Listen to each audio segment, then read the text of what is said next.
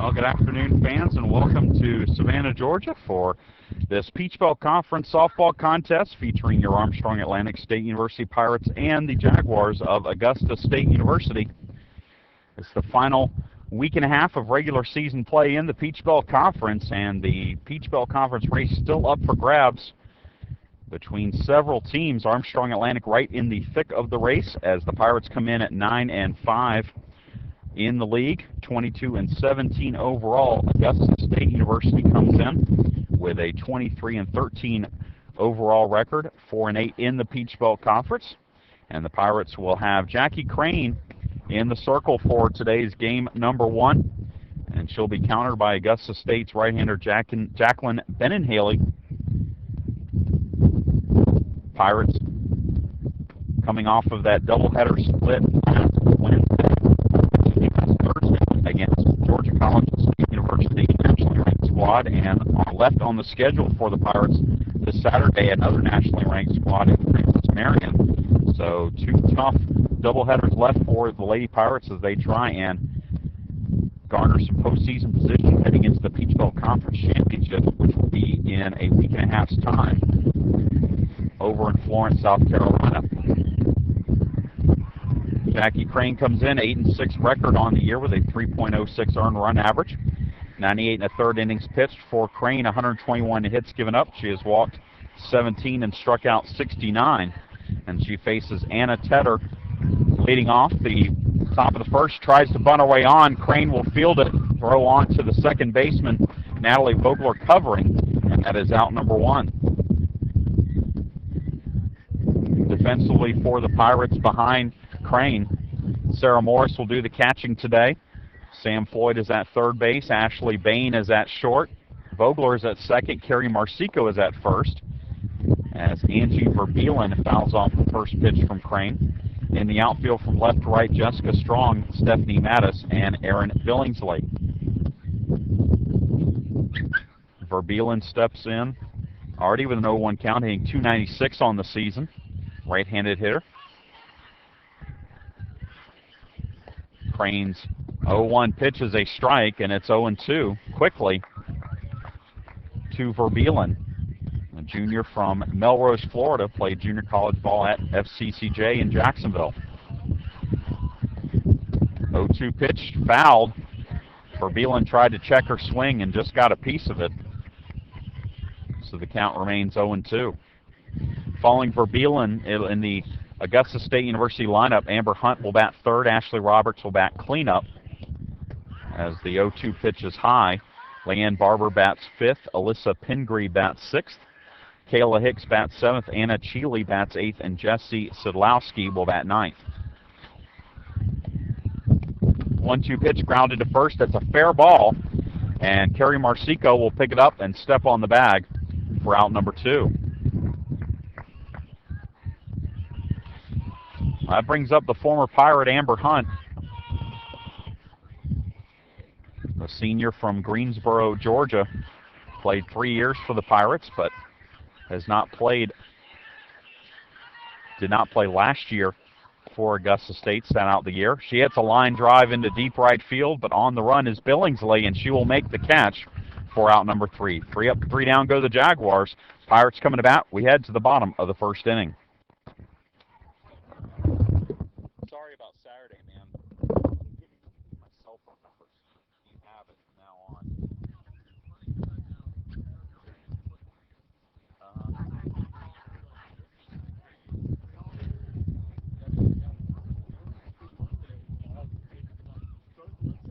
Yeah. That's my cell phone number, so it's now on. It was, well, because they decided it on, we got back to Thursday from Georgia College. That was it. So they decided early, and I put it like on the website, but I forgot to send it out. My results printing. So, yeah.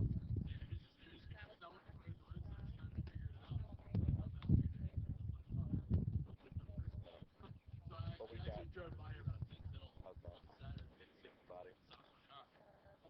Hey, we've got baseball tomorrow at 2:30. We're playing Piper. Yeah. Piper had to play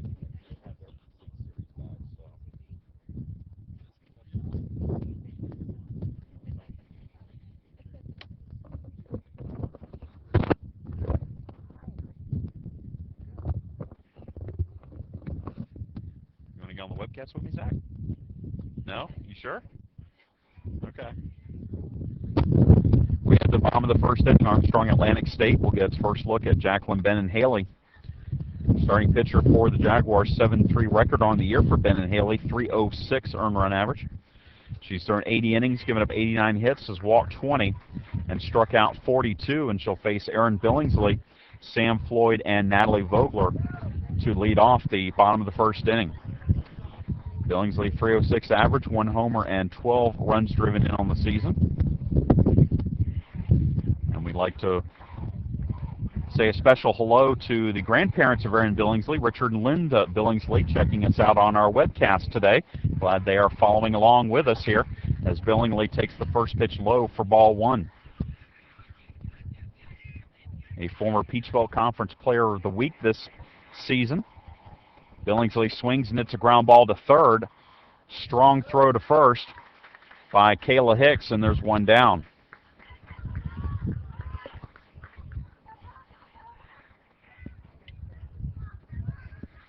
That will bring up Sam Floyd, the third baseman today for the Pirates. Team's leading hitter, 367 average, 5 home runs, 27 runs driven in. She also leads the team in walks. Very patient hitter at the plate. She hits a ground ball that's off the glove of Hicks. She picks it up, throws on to first in time. Okay, so they called an illegal pitch, which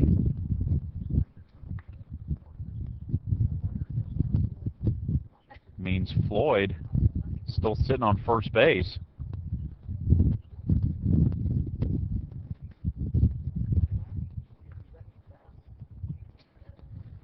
So we've got a runner on first here with 1 out for Natalie Vogler.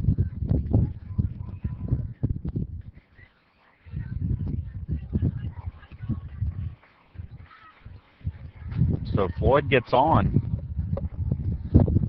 and the first pitch to Vogler is a strike.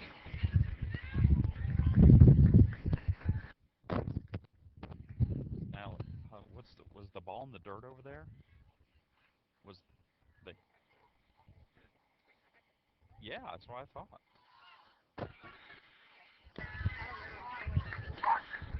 Strike. Still trying to decipher what happened on the play with Floyd, because they called an illegal pitch, but even though Floyd was thrown out at first, they let her stay on first. So you see something new every day, and that's a new one on me. Anyway, it's a 1-2 count on Vogler, hitting .333 on the year, 8 home runs, 31 runs driven in, as she is out on strikes on a pitch that catches the outside corner.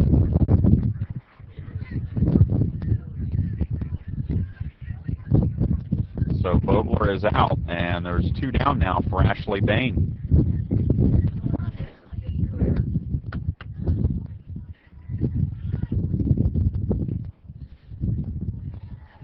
Bain with a .325 average on the season, 8 home runs, and a team-high 34 runs driven in.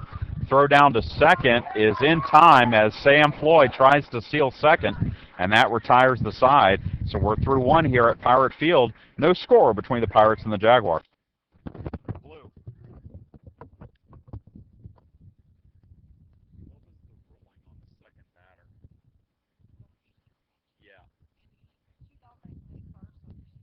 Okay, so if there's an illegal pitch and they hit the ball, they're automatically awarded first. Is that? Oh, okay. Trying to figure out how to score that. Yeah. I'm giving it E1 right now. I mean, I guess.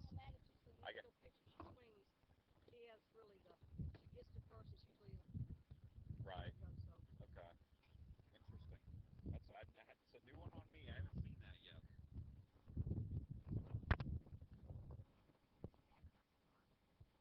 Right.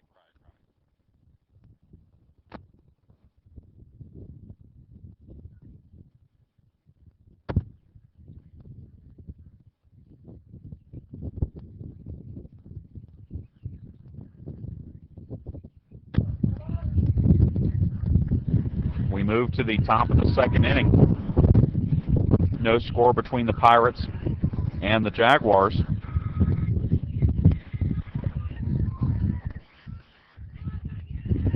And it will be Ashley Roberts, the catcher, leading things off. She takes a first pitch strike from Jackie Crane. And it's an 0-1 count. Roberts for Augusta State, hitting .369, 1 home run, and 22 runs driven in. Checks her swing on a pitch that's upstairs, which makes the count 1-1.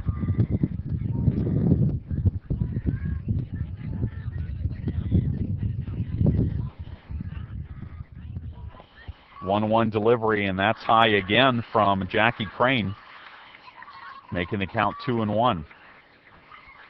Currently, the Peach Belt Conference standings look like this. UNC Pembroke is 13-1, and they have a 3-game lead over North Georgia, as there's a ground ball foul down the third base side, making it 2-2. North Georgia is at 10-4. Armstrong Atlantic currently holding third place in the league standings at 9-5. Francis Marion, our opponent on Saturday, is at 10-6, and then Georgia College and Columbus State are both 8-6. So there's 5 teams within 2 games of each other for second place in the league. Popped up in the infield off the bat of Roberts. Bain will make the grab for out number 1.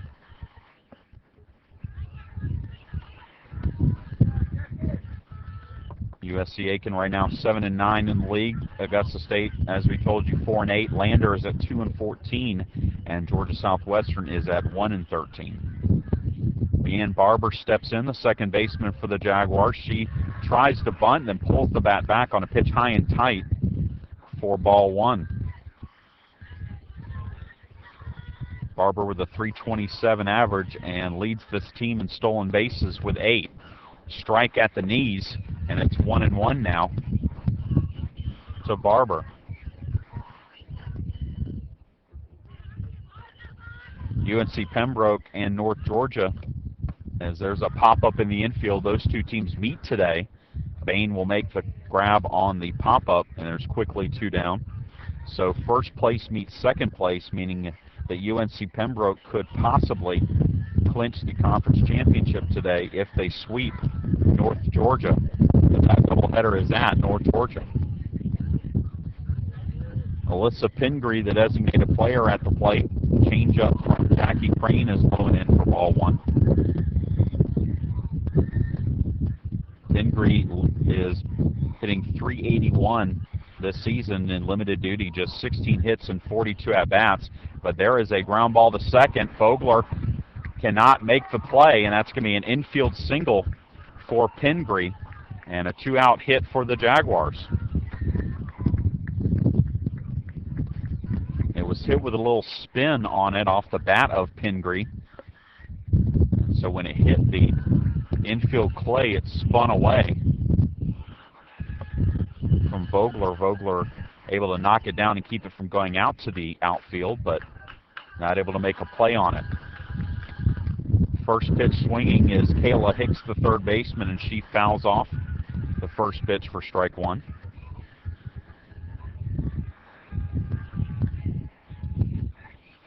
Hicks a .273 average, 2 homers, 18 runs driven in. And the 0-1 pitch is on the outside corner, making it 0-2. 1 on, 2 out. We're in the top of the second inning. No score between the Pirates and the Jaguars. The 0-2 pitch from Crane outside for ball 1.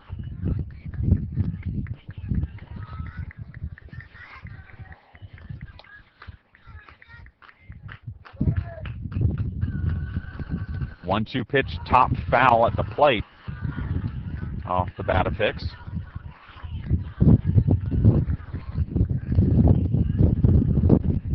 Keeps the count at 1-2. It's an overcast day in Savannah with a little bit of breeze. Right now the breeze blowing in from the outfield as there's a pitch inside, making it 2-2. There was some rain earlier this morning, lasting till about 8 o'clock, but not much rain in the forecast. Just going to be a cool, breezy day today here in the Coastal Empire. 2-2 pitch, and that's right up the middle for a base hit. And so the Jaguars have back-to-back base hits with 2 outs. And it brings up the right fielder, Anna Cheeley.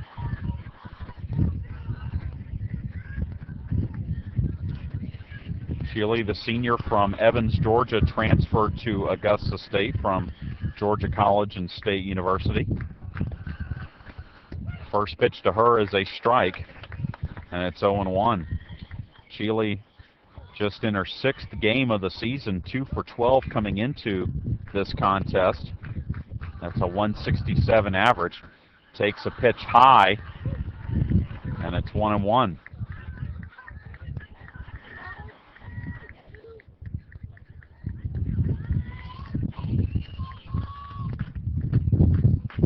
One pitch from Crane is popped up, and that will hit and spin foul down the third base side for strike 2.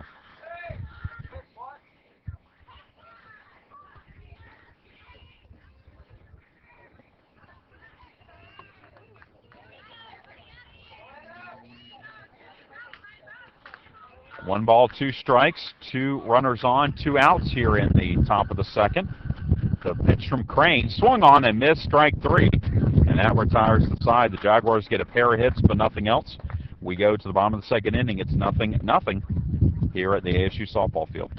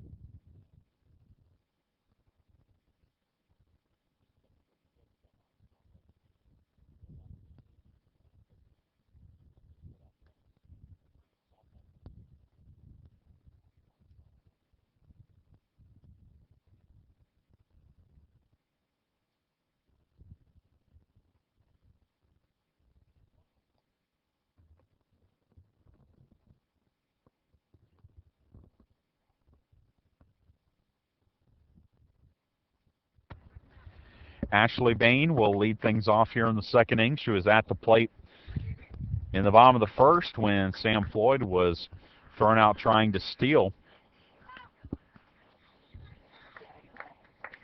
Bain coming in with a .325 average, 8 home runs, 34 runs driven in. She is tied for second in the Peach Belt in home runs with 8, and her 34 runs driven in are tied for 5th most in the league.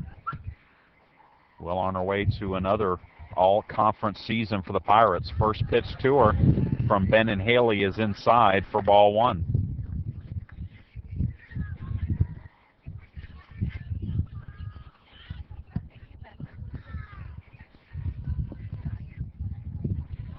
The 1-0 pitch, that's a strike on the outside part of the plate from Ben and Haley, the senior from Mount Pleasant, South Carolina. And it's 1-1.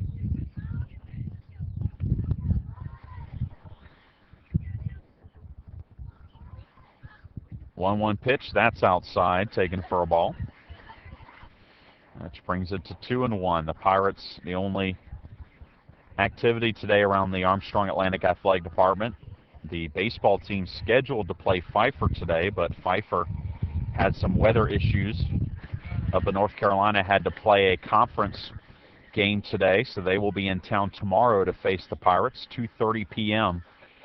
First pitch over at Pirate Field, and we will have that game for you on our live webcast. 3-1 pitch upcoming from Ben and Haley to Bain, and it's high, ball 4. So Ashley Bain gets a leadoff walk, and the Pirates have a runner on for Jessica Strong.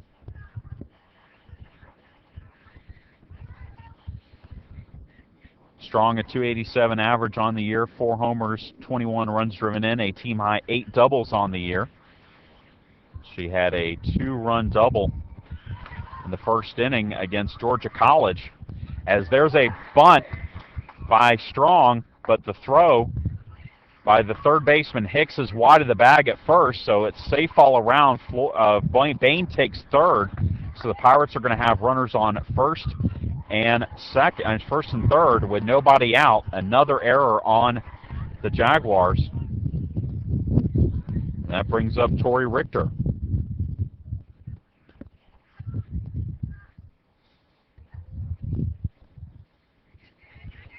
Credit Strong with the sacrifice, and then the error puts runner in scoring position.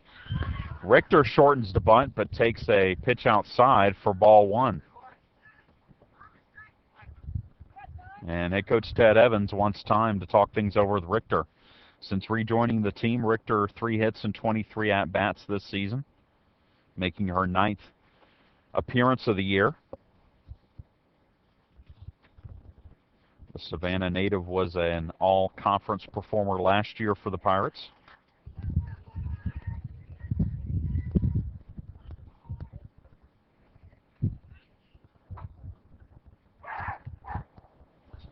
And now Richter will step back into the batter's box. Ashley Bain on at third, Jessica Strong on at first. Runner goes, and the pitch is a strike, but Jessica Strong will take second base without a throw. So the Pirates now have runners at second and third, nobody out. And it's a 1-1 count on Richter. 1-1 pitch, big swing and a miss by Richter. And it's 1-2.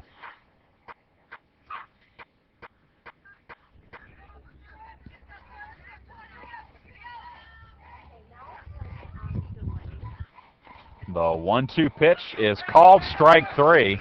And Richter is out on strikes, and that's the first out of the inning.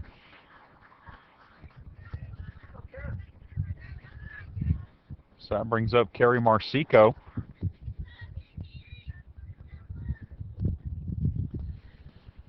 Marsico, 253 average on the season, 1 home run, 9 runs driven in.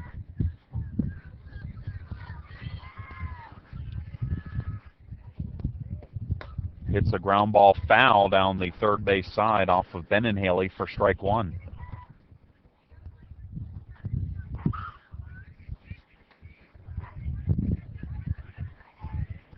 Marsico, one of 3 seniors on the Pirates roster this season, and we will have our senior day on Saturday as the Pirates host Francis Marion. Fly ball foul down the left side, out of play. Makes the count 0-2. Morris, the on-deck hitter, Marsico is at the plate. Morris, the on-deck hitter. She is a senior, and second baseman Natalie Vogler, the 3rd senior on the Pirates roster this season. 0-2 pitch is outside, taken for a ball, and it's 1-2.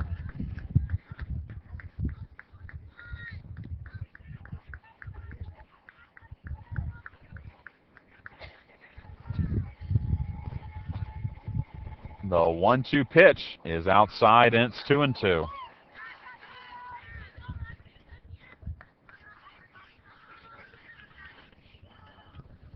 Two on, 1 out. Bottom of the second inning. Scoreless ball game between the Jaguars and the Pirates.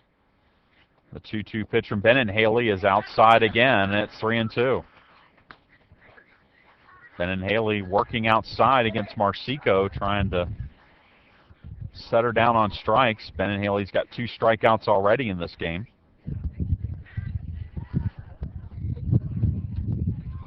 The 3-2 pitch popped up foul behind us.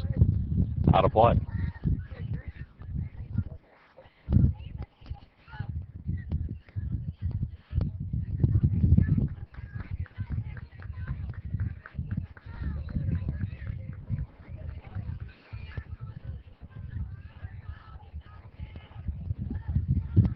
The 3-2 pitch again from Haley. That's foul down the third base side.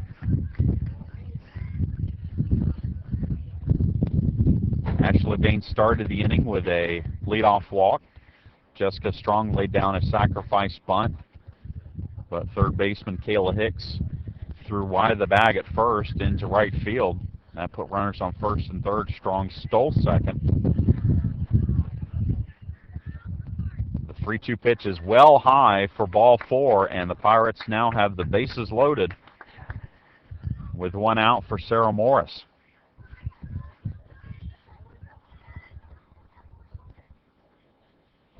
Morris hitting .188 on the year, 1 home run, 13 runs driven in, 6 doubles on the year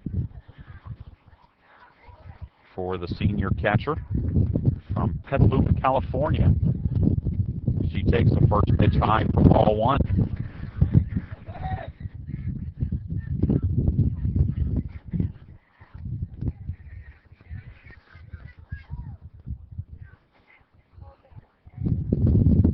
The 1-0 pitch, grounded foul down the third base side.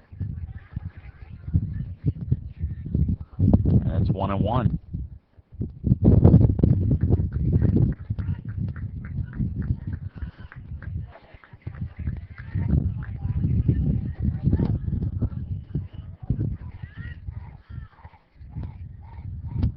One pitch, and that's foul down the left side. And so the count moves to 1-2. Bases full of Pirates, 1 out in the inning. We're in the bottom of the second.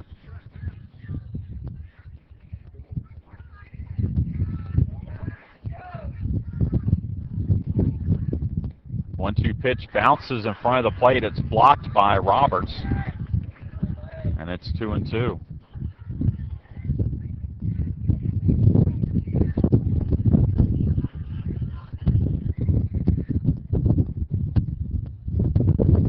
Pitch that also bounces in the dirt. So the count is now full. 3 balls, 2 strikes.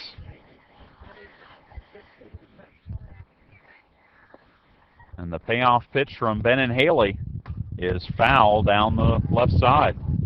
So a good battle here between Morris and Ben Haley. No place to put her as the Pirates have the bases loaded.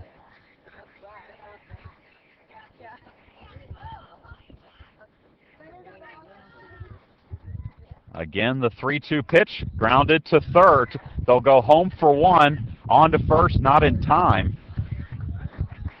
So the fielder's choice erases Bain at the plate. Bases are still loaded for Stephanie Mattis, the center fielder.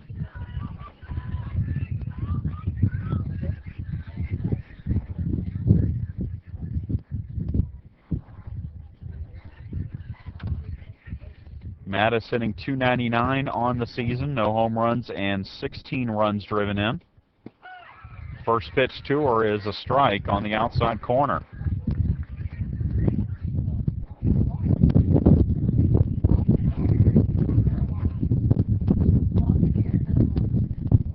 Oh, 1 pitch, that's low, taken for a ball, and it's 1-1. Jessica Strong at third. Carrie Marcico at second, Sarah Morris at first. The 1-1 pitch from Ben Haley is foul down the left side and narrow. Did it miss the car? Barely missed the car.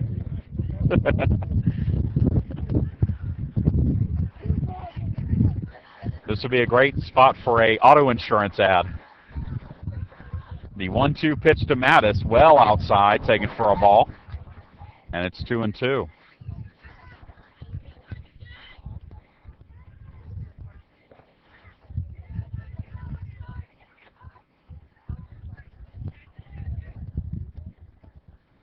Two-two pitch, and that one's hitting the center field, but on the run and making the catch is Jesse Sadlowski, and the Pirates have the bases loaded but cannot bring a runner home. We go to the top of the third, scoreless between the Pirates and the Jaguars.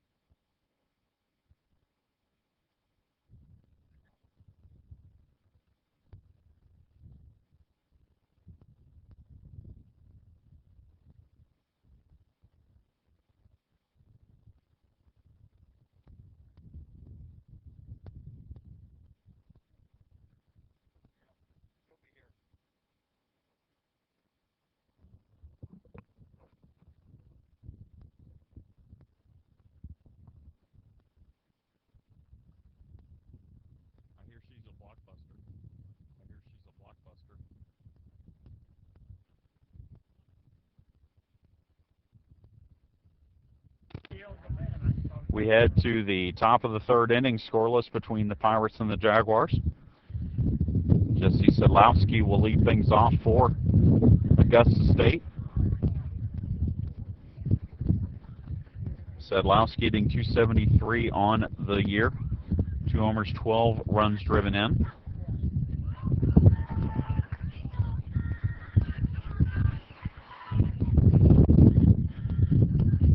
Jackie Crane's first pitch to her is inside for ball 1.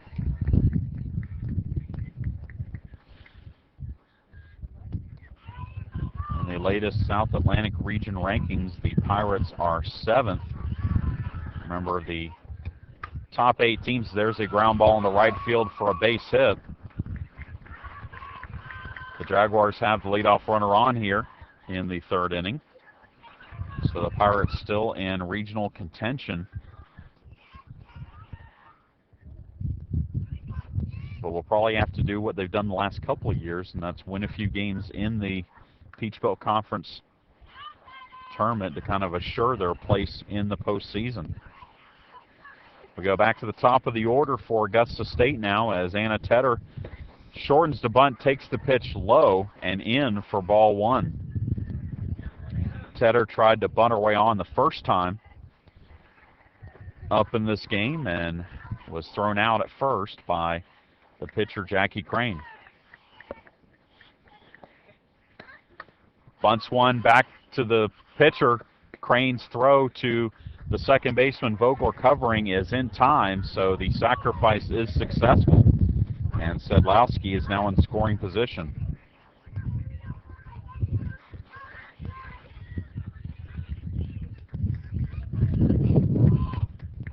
That'll bring up the left fielder, Angie Verbeelen. First pitch to her is high for ball 1. Verbeelen grounded out to Carrie Marsico at first, unassisted.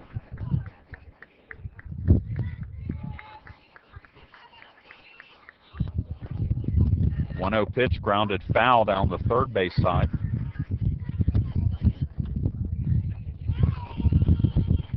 Which makes the count 1-1.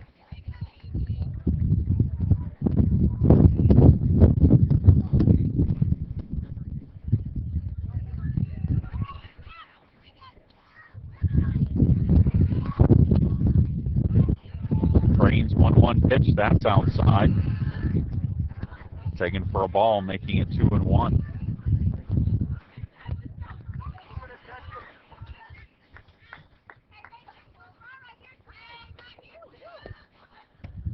Pop up right behind the plate. Sarah Morris will just step up out of a crouch and catch it for out number 2. So now 2 down in the inning, and Amber Hunt steps to the plate. She flew out to right field her first time up.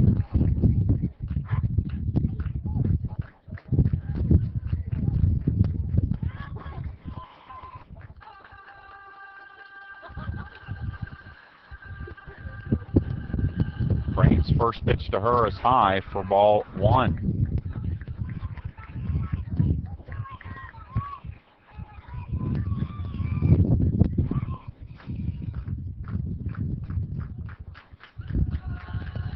A 1-0 pitch, that is inside for a ball, and it's 2-0. In 3 seasons as a Pirate, Hunt hit .348 with 30 home runs. As there's a ground ball to short, Bain will throw to first, and that retires the side. So Augusta State gets a leadoff hit, but nothing else, and we go to the bottom of the third inning. Still scoreless between the Pirates and the Jaguars.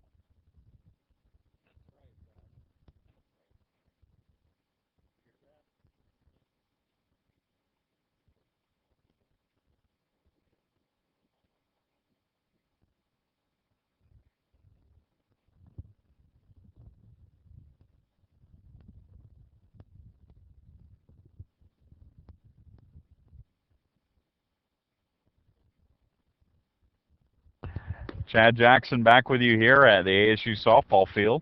We head to the bottom of the third inning, top of the order for the Pirates against Jacqueline Bennon-Haley.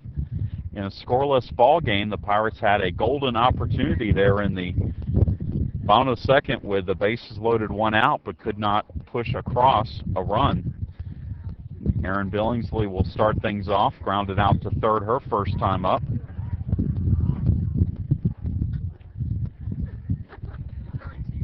She came in today hitting .306 for the Pirates.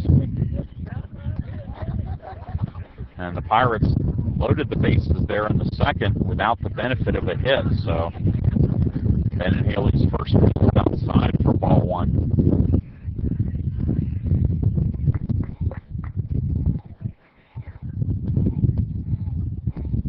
One-0 pitch, and that's ripped down the left field line, but foul for strike one.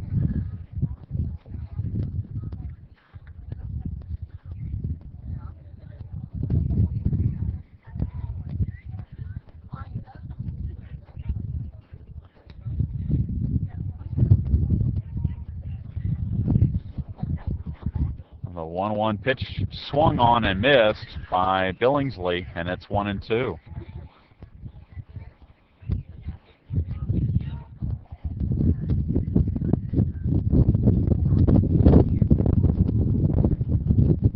Pitch popped and caught by Amber Hunt at first base on a nice leaping grab, and that is out number one.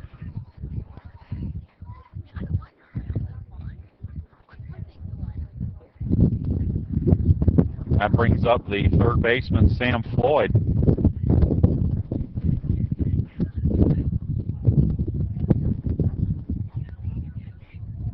Floyd reached first on the illegal pitch by Bennon-Haley. Now she tries to bunt her way on, but bunts it foul for strike one.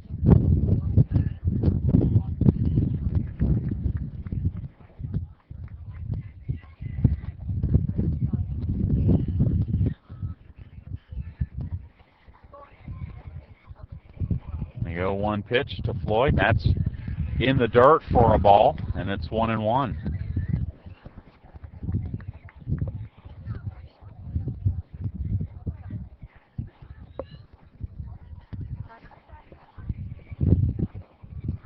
The 1-1 pitch to Floyd, also low, making it 2-1.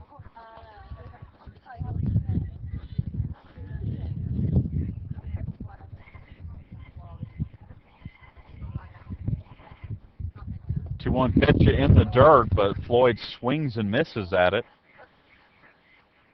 And the count is now 2-2 on Floyd, the Middle Tennessee State transfer. We will see her in Game 2 pitching for the Pirates in today's doubleheader. 2-2 pitch called strike three. And it's the second out of the inning. Third strikeout for Bennon-Haley, all looking. And with two down, Natalie Vogler steps to the plate. She was caught looking in the first.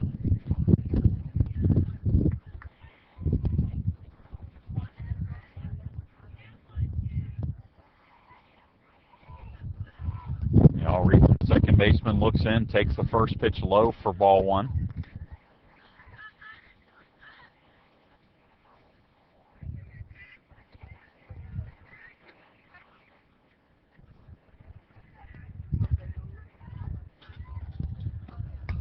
And then a ground ball foul down the third base side. Evens the count at 1-1.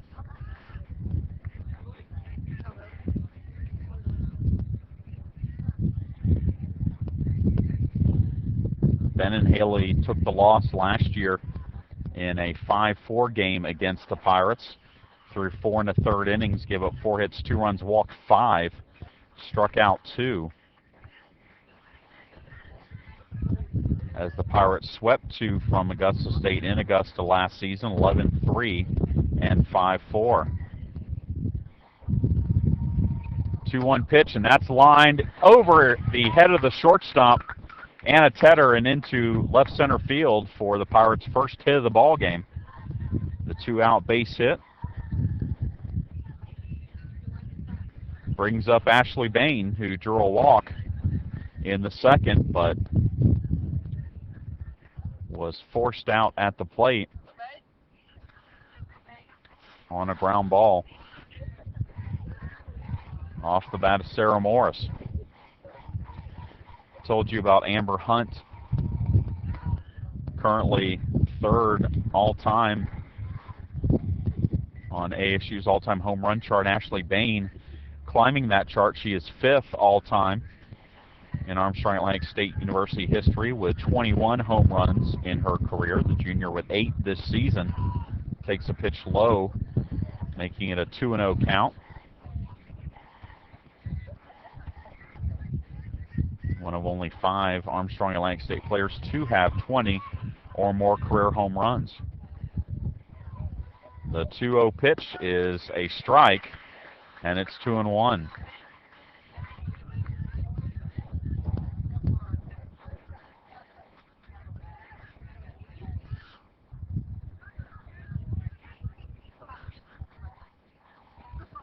Two-one pitch, that's outside, and it's 3-1.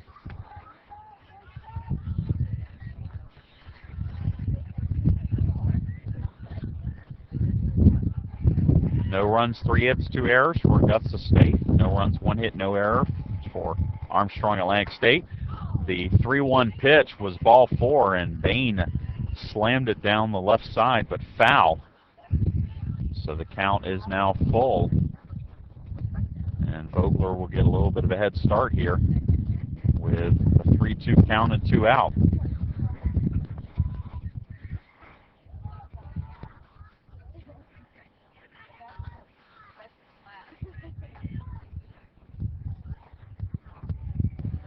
The 3-2 pitch is grounded to short. Tedder throws on to first, and that retires the side. The Pirates get a hit, but nothing else. We go to the top of the 4th, scoreless between the Pirates and the Jaguars.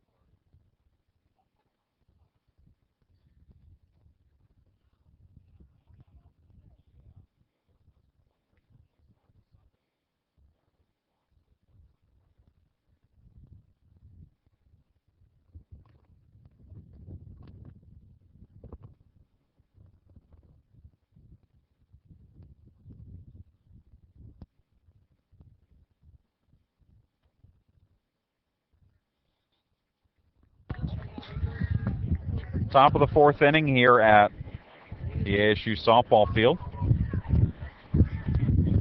Armstrong Atlantic State and Augusta State scoreless. Ashley Roberts, the catcher, will lead things off for the Jaguars against Jackie Crane and hit one foul down the left side for strike 1.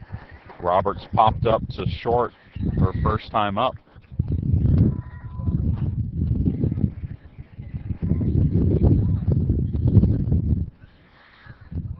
First of 2 games today here at the ASU softball field, the final week of regular season play for the Pirates as they look for some momentum heading into the Peach Bowl Conference Championships. That will be a week from Friday in Florence, South Carolina. That won't be on campus. That will be at the Freedom Complex in downtown Florence. As the 1-1 pitch is again popped up, foul territory. Sam Floyd in front of the Pirates dugout makes the catch for out number 1. The Freedom Complex, a multi-field facility that Francis Marion hosts its annual tournament, and is one of the largest Division II tournaments in the nation. As there's a foul ball off the bat of Leanne Barber trying to bunt her way on for strike 1. Of course, at the same time, the softball team will be at Florence in the Peach Belt Conference Championships. The Armstrong Atlantic State University Athletic Department will be hosting the 2008 Peach Belt Conference Tennis Championships right here on campus on Friday, Saturday, and Sunday, April 18th, 19th, and 20th. We'll have live stats for you on the semifinal and final games of the men's and women's bracket, so you can follow along as the Pirates and the Lady Pirates try to make it 5 straight tournaments in a row, capturing the title. 0-2 pitch to Barber is high, and it's 1-2 now. Barber popped out to short her first time up. And the 1-2 pitch from Crane is grounded in the hole, and that's into left field for a base hit.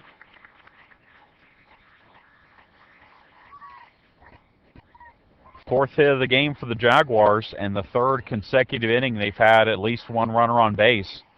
And it brings up the designated player, Alyssa Pingree. Pingree had an infield single to second her first time up. She hits a ground ball that Sam Floyd picks on one, and then over to first. It's a 5-4-3 double play, and a fine defensive pick by Floyd and the turn by Vogler at second. We head to the bottom of the fourth inning. It is still scoreless between the Pirates and the Jaguars.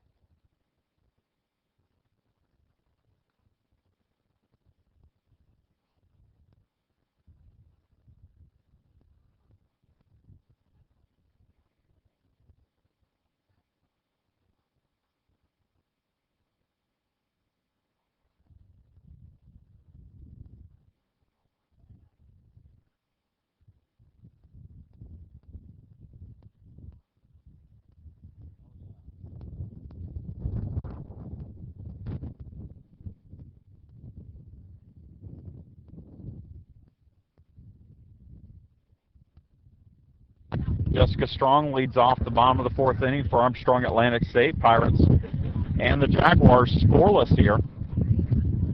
Strong reached on an errant throw as she laid down a sacrifice bunt her first time up. She looks at the first pitch strike from Jacqueline Benenhaley here, and it's 0-1. Strong came into today with a .287 average, 4 homers, 21 runs driven in. Takes a pitch outside for a ball, and it's 1-1.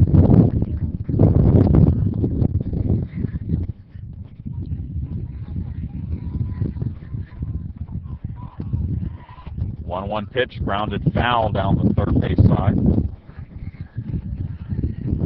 it's 1-2.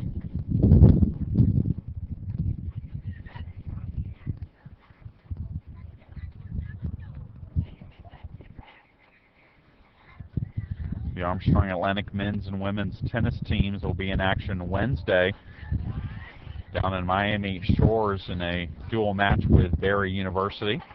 And then they will wrap up the regular season this weekend as the Pirates and the Lady Pirates host Francis Marion on Saturday, and then the men will host Florida Southern on Sunday. 2-2 pitch fouled off the Pirates dugout. So Strong stays alive.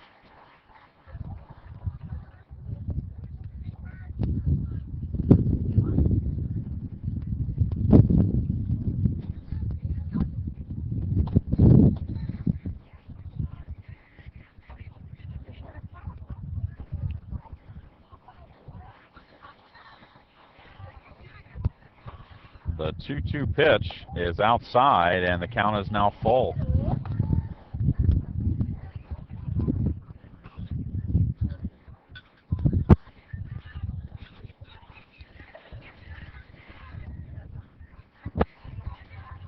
Three balls, two strikes. Ben Haley delivers the payoff pitch. It's fouled by Strong.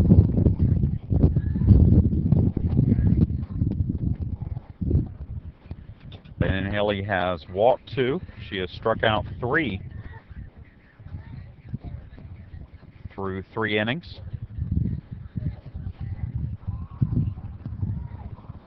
Three-two pitch popped up into right field. The catch is made by Chile for out number 1.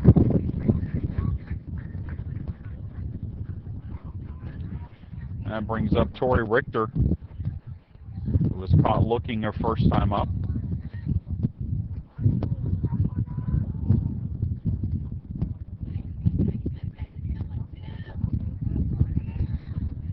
And Haley's first pitch to her bounces in front of the plate for ball 1.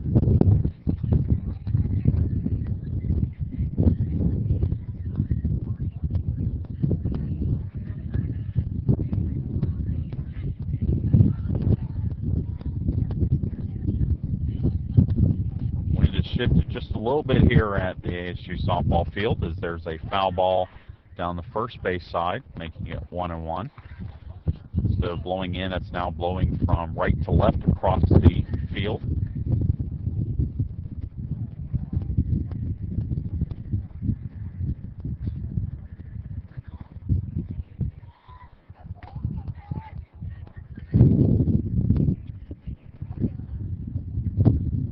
One ball, one strike, our count. 1 out, bottom of the 4th. 1-1 pitch is fouled at the plate off the foot of Richter. And it's 1-2.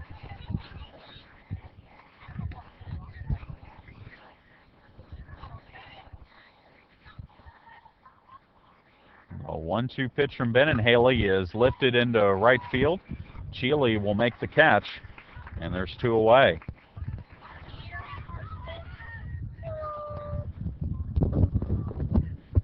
That brings up the first baseman, Carrie Marcico. She drew a walker first time up.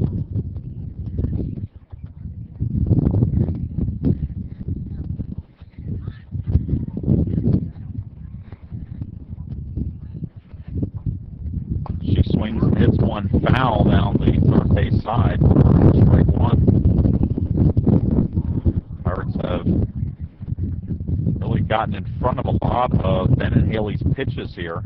Pulled a lot of foul balls down that right side. But so far, Natalie Vogler, the only batter to touch Ben Haley for a hit, as there's a fly ball into left field that is in foul territory, and it will be caught by Angie Verbeelen for the out. 3 up, 3 down go the Pirates. We go to the top of the 5th. No score between Armstrong Atlantic and Augusta State.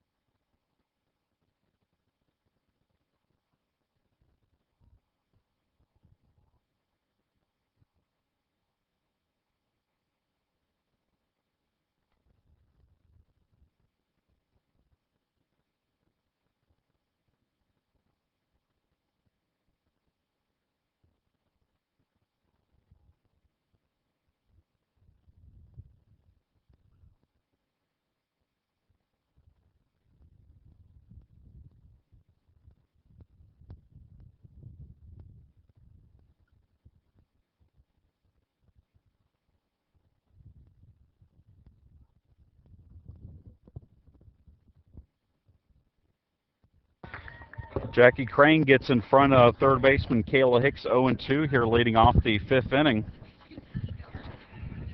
Hicks singled in her first at-bat in the second inning. One of 4 hits given up by Crane through the first 4 innings. 0-2 pitch, high and outside, taken for a ball. And that makes the count 1-2.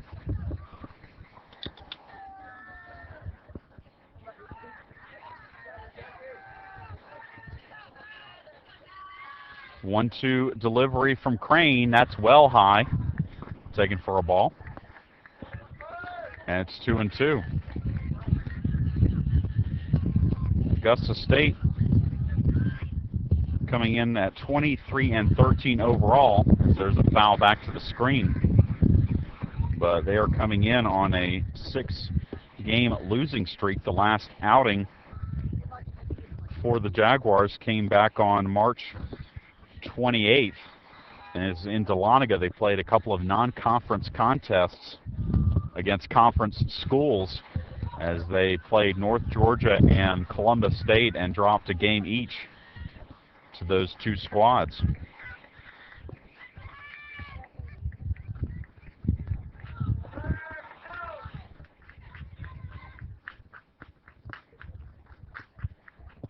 The 2-2 delivery from Crane is called strike 3, and Hicks is down on strikes. Second strikeout for Crane in the ball game. And there's one down for the right fielder, Anna Cheely. Cheely was Crane's other strikeout victim and came back in the second.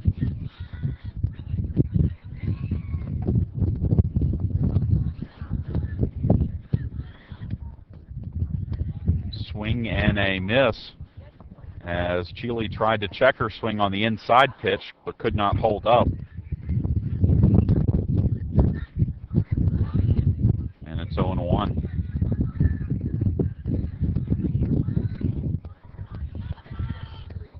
Swing and a pop-up, and Morris cannot hang on to it as she lays out for it in front of the Augusta State dugout, but it pops up out of her glove. So it is strike 2.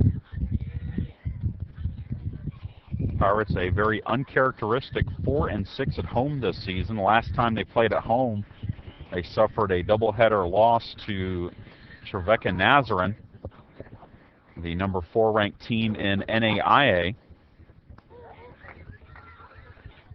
And the Pirates have only swept one opponent here at home, and that was nationally ranked Lenore Rhine back on March 5th. And the 0-2 pitch from Crane, that's well high. Taken for a ball, and it's 1-2.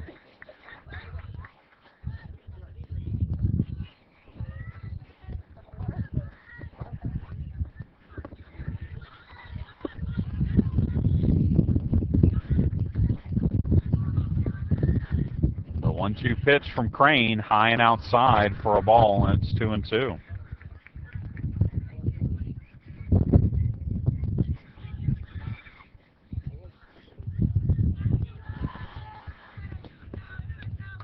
Two pitch lifted into right field. That's going to fall for a base hit as Billingsley had to run a long way to field the ball, and a single down the right side for Cheely gives the Jaguars a 1-out base runner for the center fielder, Jesse Sadlowski. Sadlowski singled in the hole in the left field her first time up.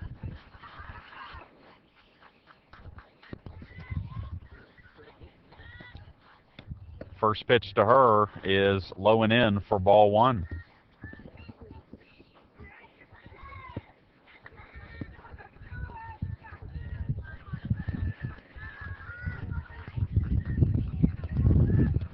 Tries to bunt her way on. It's a great bunt to first, but the throw is in time by Jackie Crane to Vogler covering. So Sadlowski will get credit for a sacrifice for moving Cheely over to second, but there are now 2 outs in the inning for Anna Tedder.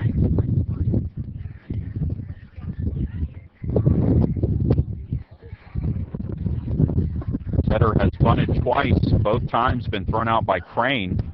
Crane starts her off with a changeup that drops in for a strike, and it's 0-1.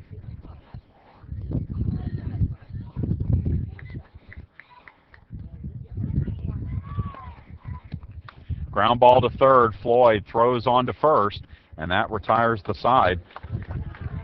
As Augusta State gets a single, but nothing else, we go to the bottom of the fifth. It is still scoreless here at the ASU softball field.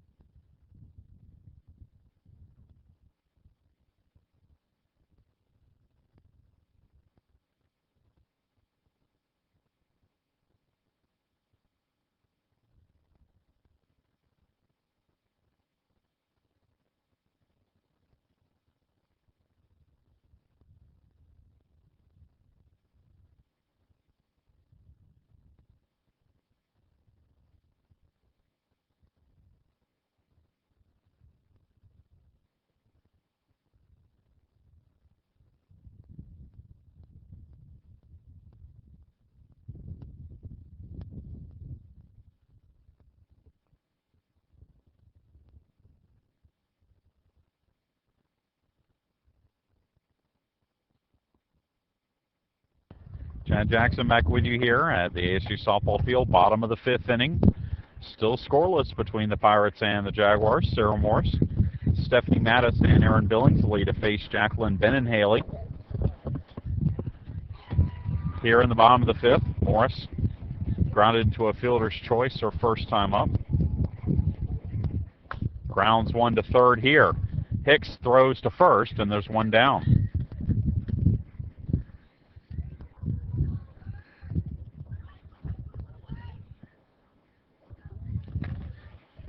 That brings up Mattis, who flew out to center field back in the second inning.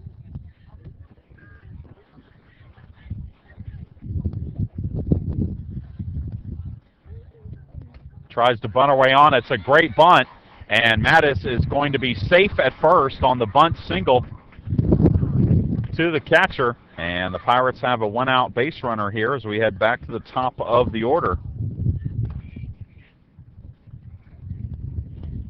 And Aaron Billingsley lined out to first base, her first time up. Or last time up, first time up, she grounded out to third, so she's 0 for 2. She hits a ground ball that is a foul ball as it hit Billingsley while she was still in the batter's box. So it is strike one. Mattis, a perfect 11 for 11 in stolen base attempts. So would not be surprised to see her try and take off here and get into scoring position. The 0-1 pitch from Bennett. Haley grounded to third. They'll go to first, and Billingsley is out 5-3, but Mattis moves over to second. So she's in scoring position for Sam Floyd, who was caught looking her first time up.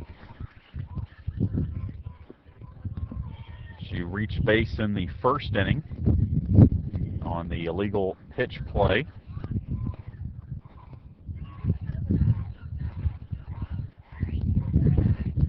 This is the first time the Pirates have had a runner in scoring position since the second inning. And Haley's first pitch to Floyd is high for ball one.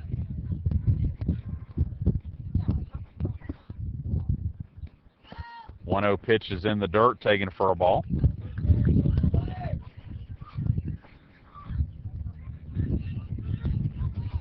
It's 2-0 now to Floyd. The 2-0 pitch, check swing, and Floyd fouls it off over towards the Augusta State dugout, and it's 2-1.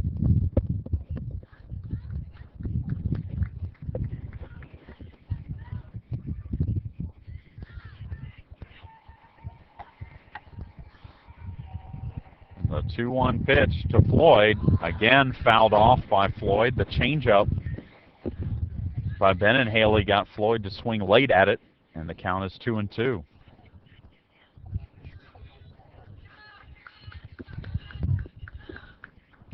Stephanie Mattis on at second, reached on a bunt single and took second on the ground ball by Billingsley. The 2-2 pitch from Ben Haley is outside and low, and it's 3-2.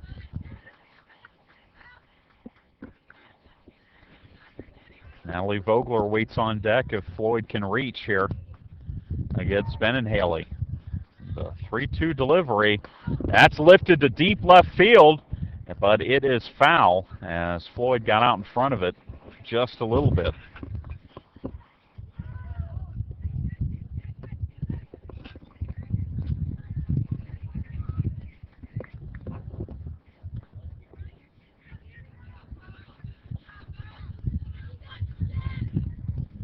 So again, the 3-2 pitch, that's well high for ball 4. And Floyd draws the walk. Third walk issued by Jacqueline Benenhaley. And it puts 2 on for Natalie Vogler, who delivered the first hit of the ball game for the Pirates against Benenhaley. And we are going to get a pitching change. So in a scoreless ball game, bottom of the 5th inning, Augusta State will make the pitching change and bring in sophomore Kimberly Kennedy to face Vogler. We'll take a short break and come back. You're listening to Pirate Softball.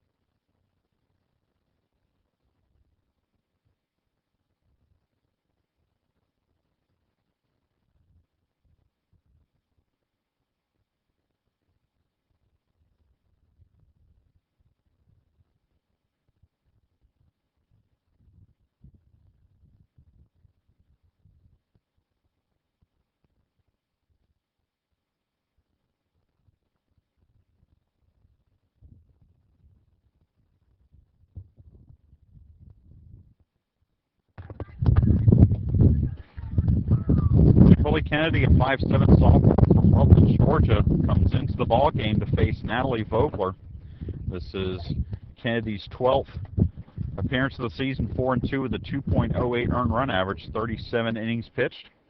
She's given up just 33 hits, walked 16, struck out 26. So Benenhaley exits 4 2/3 scoreless, 2 hits given up, walked 3, struck out 3, but the 2 runners on base are her responsibility. As Vogler is 1-4-2 in this game, and the first pitch from Kennedy is low for ball 1.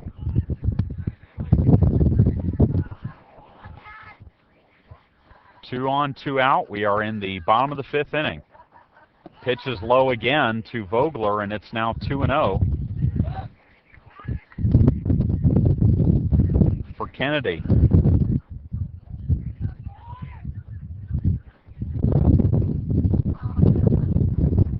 The 2-0 pitch is inside, and it's 3-0.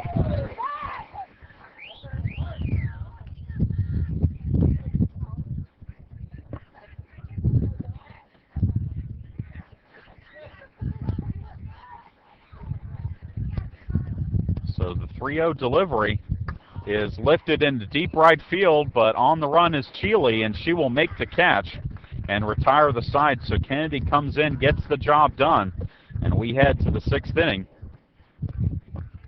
in a scoreless ball game between the Pirates and the Jaguars.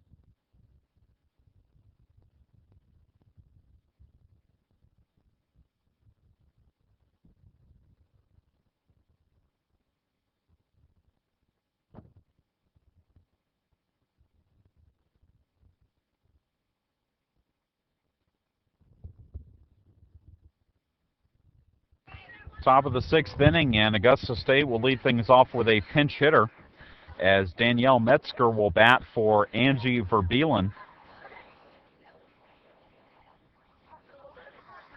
Metzger, normally a pitcher for the Jaguars, is 0 for 1 on the season. She looks at a first pitch strike from Jackie Crane.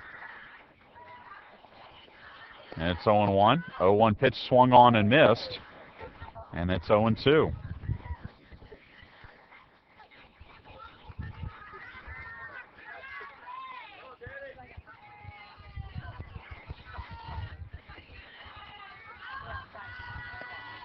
Oh-2 pitch is popped up into right field, and that's going to fall for a base hit as Metzger just laid her bat out there on the outside pitch and dumped it into right field for a base hit.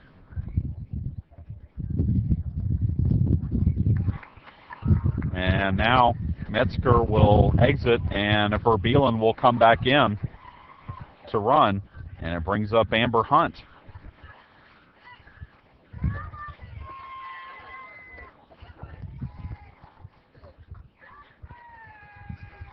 So Danielle Metzger picks up her first hit of the season, and the Jaguars have the go-ahead run on for Amber Hunt, who's 0 for 2.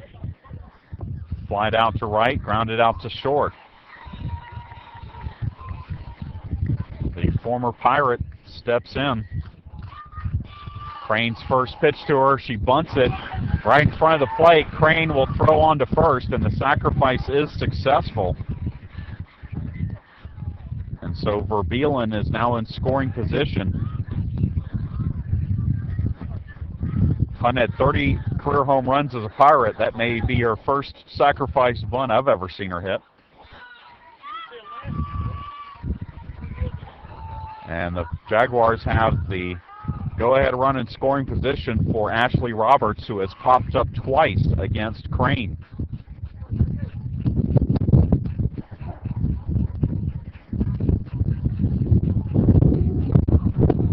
Crane's first pitch is a strike.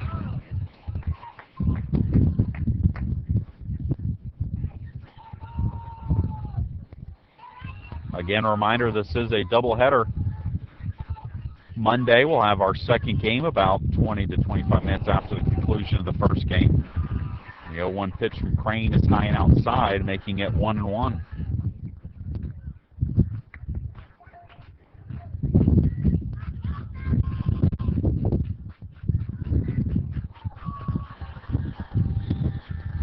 The 1-1 pitch from Roberts lifted foul down the left side. It's now 1-2.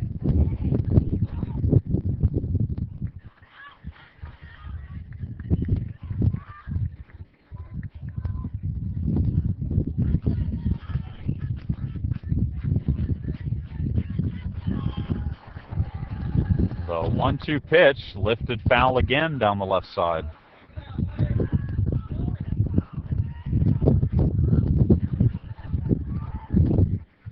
I'd like to congratulate Armstrong Atlantic State player Julia Shutout for being named the Softball Conference's Player of the Week for the fourth time this season. Stufak went 3-0 in singles and doubles and helping the Lady Pirates win 3 matches over the weekend. Pop up again down the third base side. Falls foul off the bat of Roberts. Keeping the count 1-2. Stufak is still undefeated in dual match singles play since becoming a Pirate.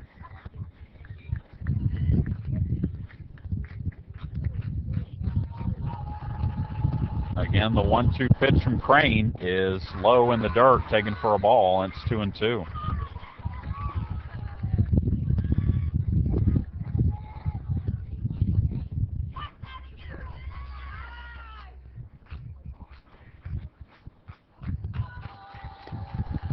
Two pitch again popped up, out of play.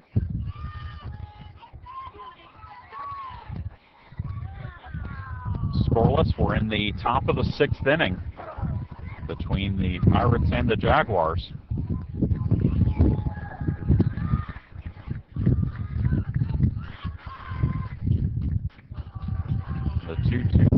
Crane is called strike 3, and Crane catches Roberts looking.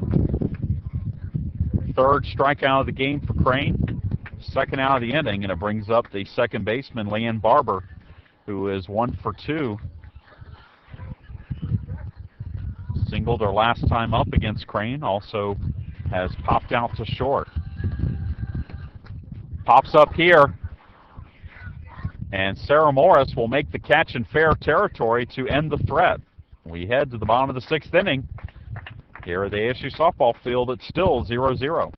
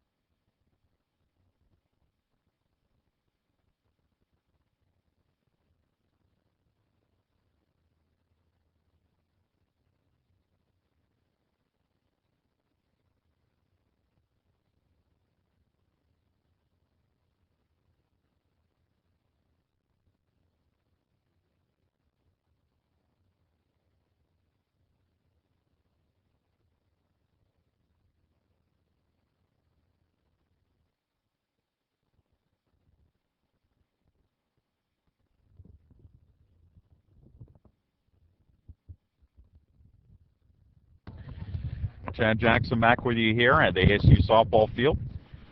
We head to the bottom of the 6th inning. 0-0. Ashley Bain, Jessica Strong, and Tori Richter will try and change that as they face reliever Kimberly Kennedy. Kennedy came in with 2 on, 2 out in the 5th and retired Natalie Vogler on a fly ball to right field. Her first pitch to Bain is low for ball 1. Ashley is 0 for 1, drew a walk in the 2nd inning, grounded out in the 3rd. The 1-0 pitch inside for a ball, and it's 2-0.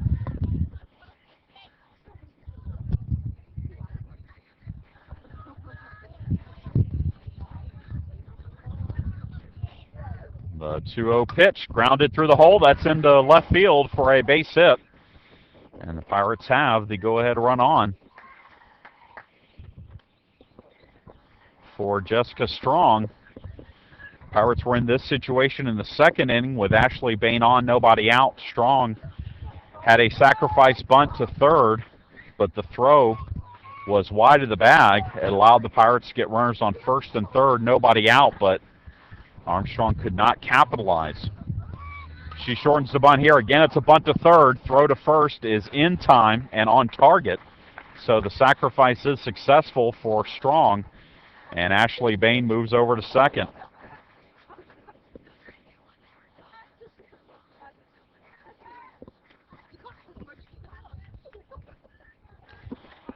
And that brings up Tori Richter, who is 0 for 2.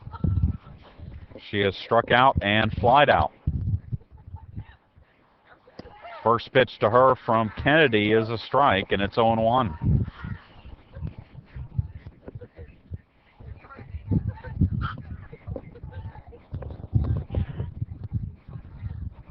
The 0-1 pitch from Kennedy is a strike again, and it's 0-2.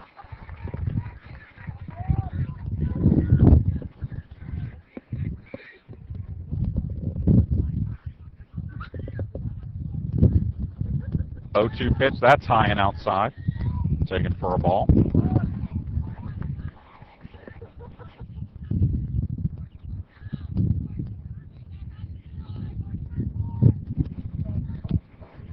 And now the 1-2 pitch, again high and outside by Kennedy. Trying to get Richter to chase one outside, the left-handed hitting Richter.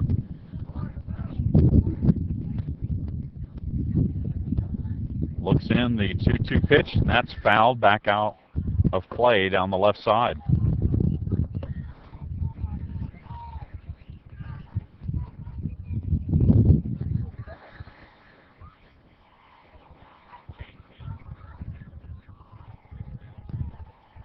2-2 pitch popped up, foul territory, and the third baseman Hicks will make the catch for out number 2. So we'll be up to Kerry Marsico with that go-ahead run on second, but 2 outs here in the 6th. Marsico is 0 for 1 with a walk today. First pitch to her is a strike, and it's 0-1.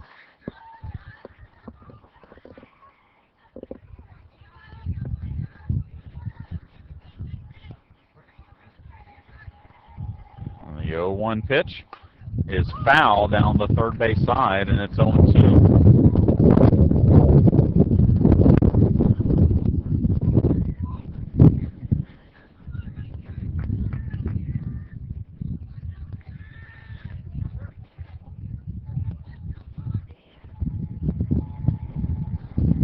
The 0-2 pitch from Kennedy, well high and outside, which makes it 1-2. Ashley Bain on at second represents the go-ahead run, as we are still scoreless here in the 6th. 1-2 changeup is high, and it's 2-2.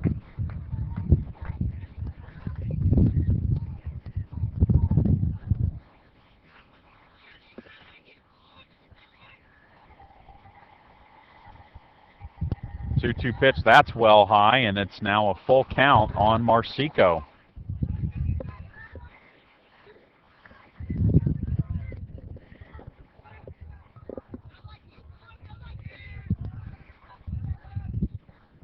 Three-two pitch, foul, back out of play. And Marsico stays alive.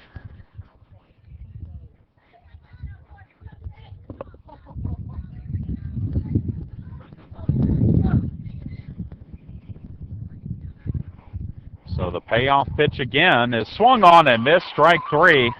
Marsico swings and misses at the high pitch, and we go to the 7th inning, all tied up at 0-0.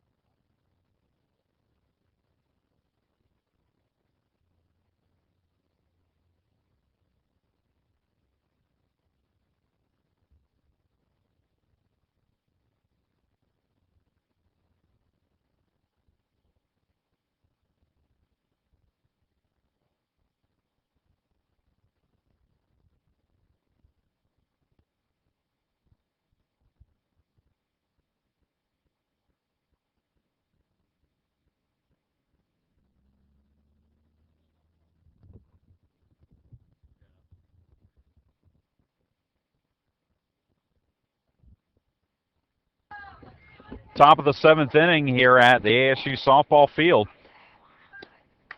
First pitch swinging is the designated player Alyssa Pingree, and she flies out to left fielder Jessica Strong, leading off the top of the 7th. And that'll bring up the third baseman Kayla Hicks, who is 1 for 2.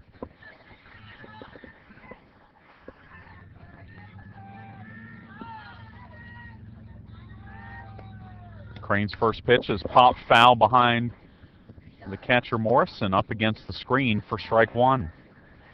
No runs, 6 hits, 2 errors for Augusta State.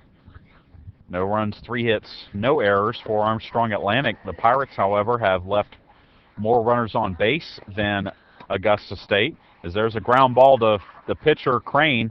She'll underhand it to Marsico for the second out of the inning. The Pirates have left 7 on, thanks in large part to the 3 walks given up by the Jaguars. And the Pirates also turned a double play in this game against the Jaguars, as Anna Sheely looks at a first pitch strike from Crane. Cheely 1 for 2, singled her last time up down the right field line.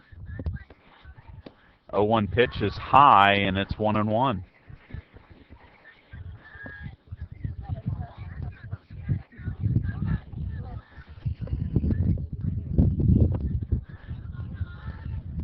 The 1-1 pitch from Crane is low, and it's 2-1.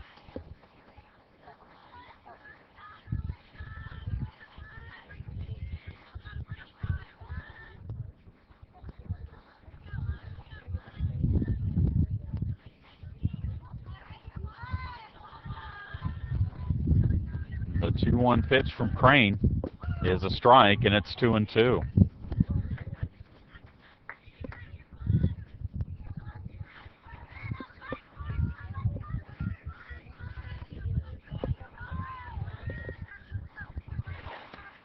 The 2-2 pitch, that's outside.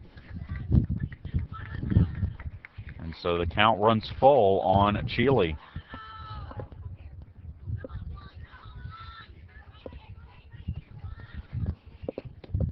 Ground ball to short, through the legs of Bain and into left field. So an error allows the Jaguars to keep the inning alive.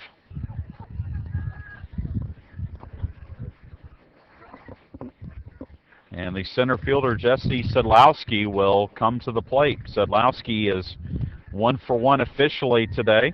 Executed a successful sacrifice her last time up, singled in her first at-bat. First pitch to her is a strike, and it's 0-1.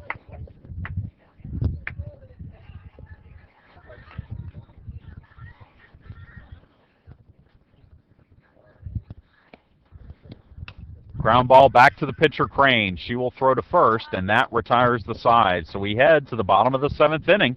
It's pretty simple. Pirates need just one.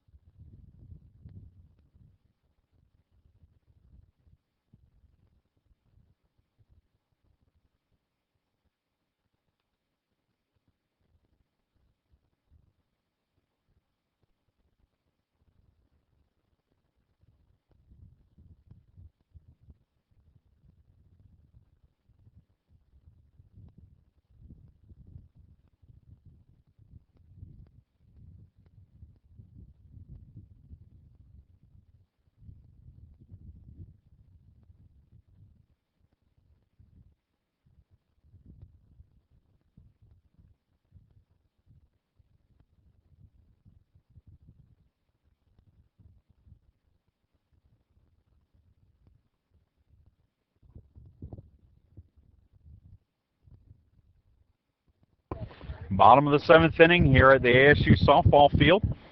Scoreless between the Pirates and the Jaguars. Sarah Morris, Stephanie Mattis, and Erin Billingsley to face Kimberly Kennedy here in the bottom of the 7th. Pirates score a run, they win. If they do not score, we head to extra innings. Here in the first game of this Peach Belt Conference doubleheader, as there's a fly ball into shallow left field, and making the catch is Angie Verbeelen for out number 1.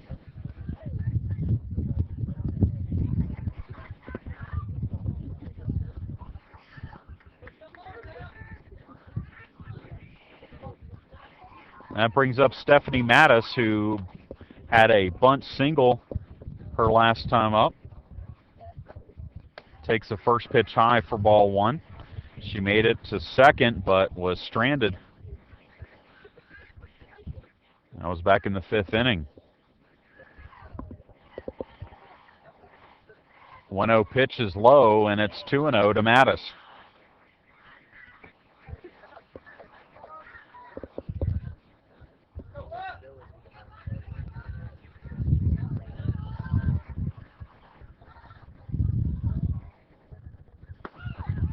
Pitch from Kennedy. That's right over the plate for strike 1. And it's 2-1.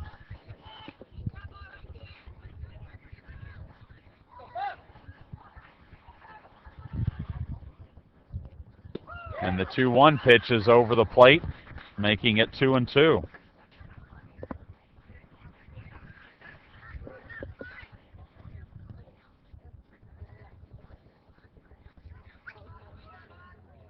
2-2 pitch grounded to short. Tedder throws on to first, and the Pirates are down to their final out here in the 7th. Or else we're headed to extra innings. Billingsley is 0 for 3 today.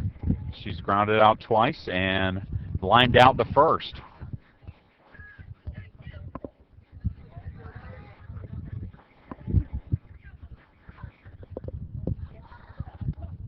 Kennedy's first pitch to her is upstairs for ball 1.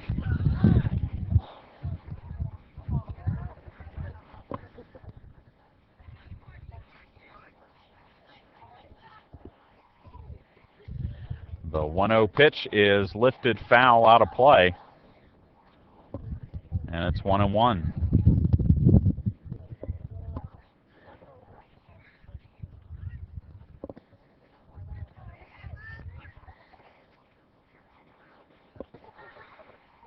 The 1-1 pitch, that's low, taken for a ball, and it's 2-1. No runs, 6 hits, 2 errors for Augusta State. No runs, 3 hits, 1 error for Armstrong Atlantic. The 2-1 pitch is well high and outside. And Kennedy is in danger of putting a base runner on here in the 7th, albeit with 2 outs. The 3-1 pitch fouled back to the screen. It's 3-2.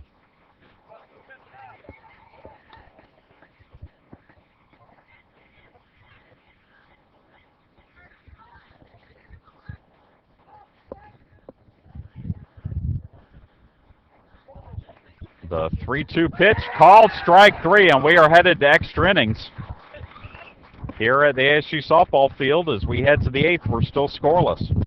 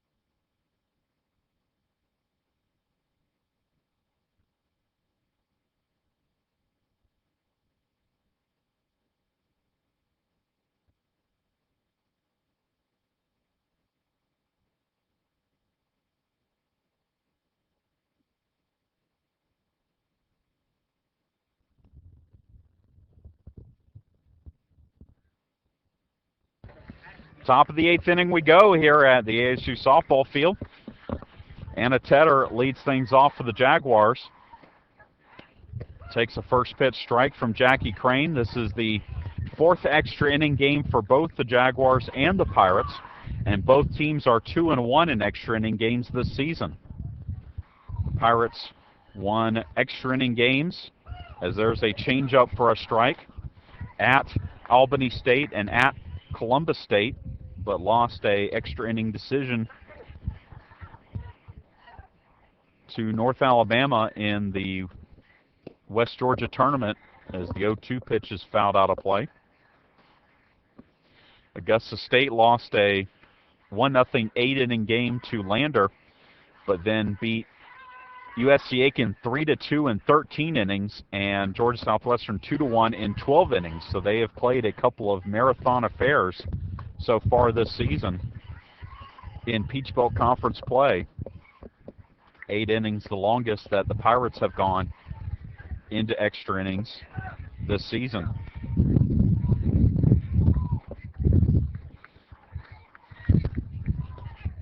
Oh, 2 pitch well outside to Tedder, and it's 1-2 now to the Jaguars leadoff hitter. 0 for 2 today with a sacrifice hit. 1-2 pitch grounded to short. Bain up with it, throws on to first, and there's 1 down.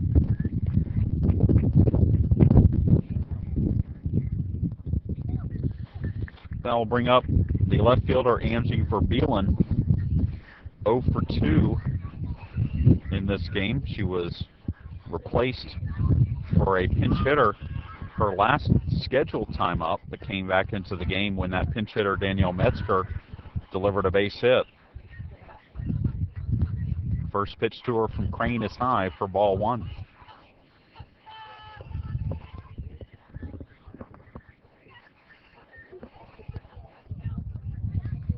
The 1-0 pitch from Crane is lined foul down the left side, and it's 1-1.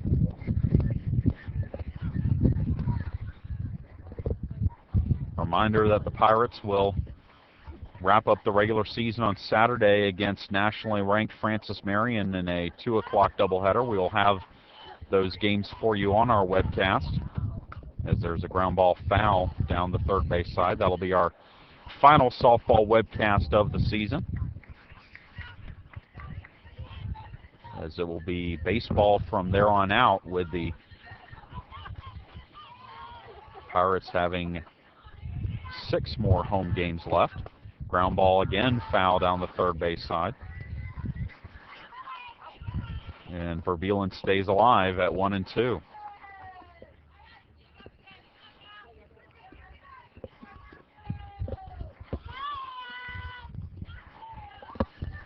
The 1-2 pitch from Crane, grounded to short. Bain throws to first, and there's 2 away.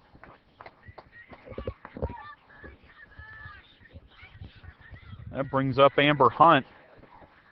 The former Pirate had a successful sacrifice her last time up, so officially she's 0 for 2 today in her return to the ASU softball field.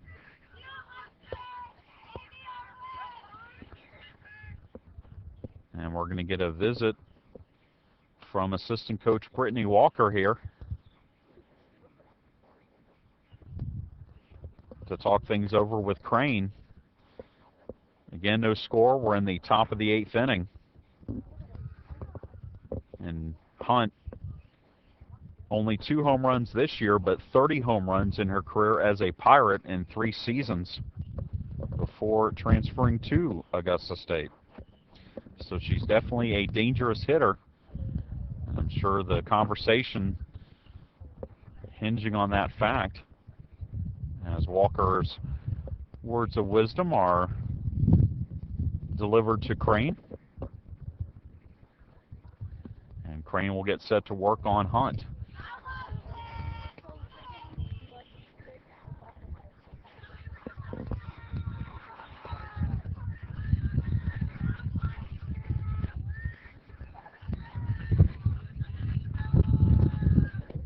Changeup is inside, taken for a ball, and it's 1-0 to Hunt.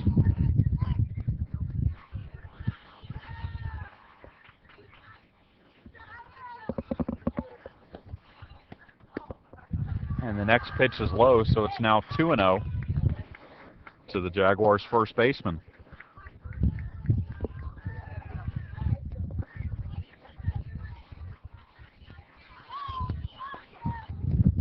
Pitch is lined into left field. That is a base hit, as Hunt stops at first.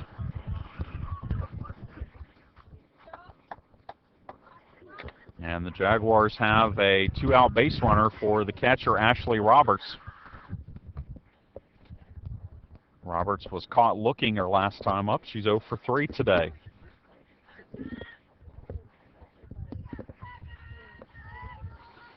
The Jaguars have 7 hits in the ballgame by 7 different batters.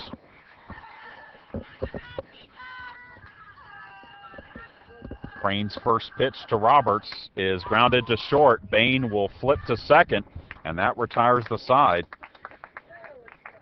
So we will head to the bottom of the 8th inning in a scoreless ball game here at the ASU softball field.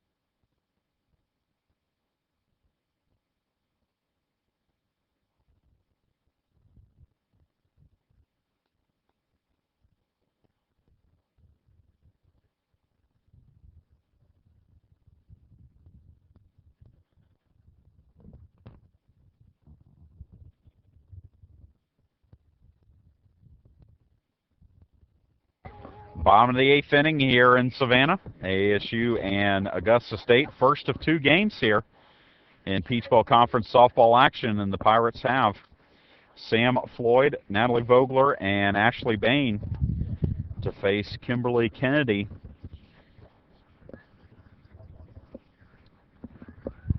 Here in the bottom of the 8th inning.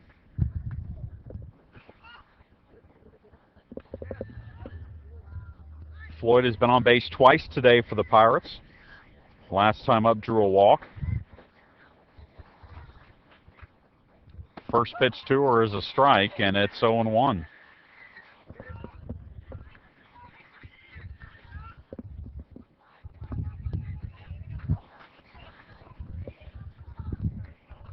The 0-1 pitch is a strike as well. Good changeup by Kennedy, and it's 0-2.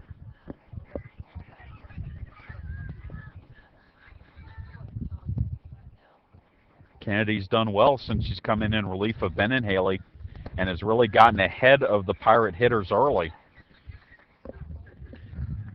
Since she came into the game, she has given up just 1 hit, and that was to Bain in the 6th inning. 1-2 pitch is down and away, and it's 2-2.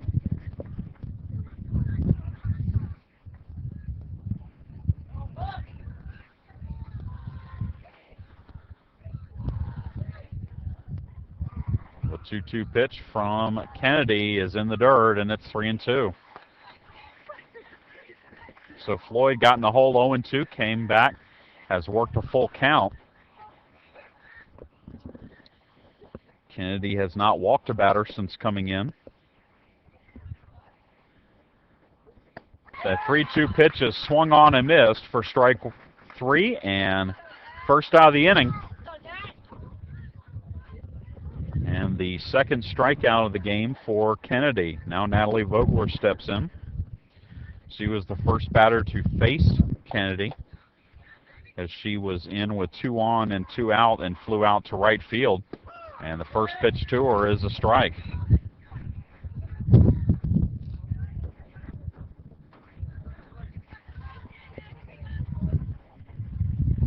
The 0-1 pitch from Kennedy is up the middle. That's a base hit.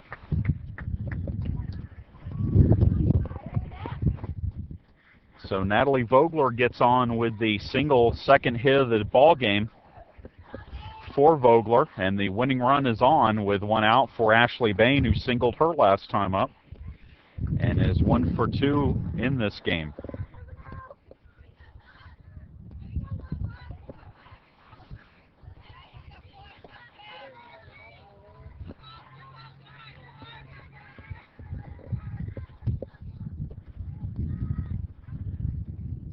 First pitch to Bain is high for ball 1. Vogler, not a huge threat to steal, just 1 for 2 on the season. This is the 1-0 pitch to Bain. That's into left field for a base hit. Vogler will have to stop at second.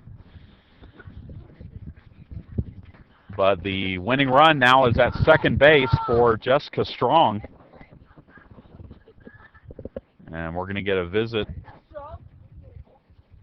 by the Augusta State coaching staff, as they will now face Jessica Strong with runners at first and second.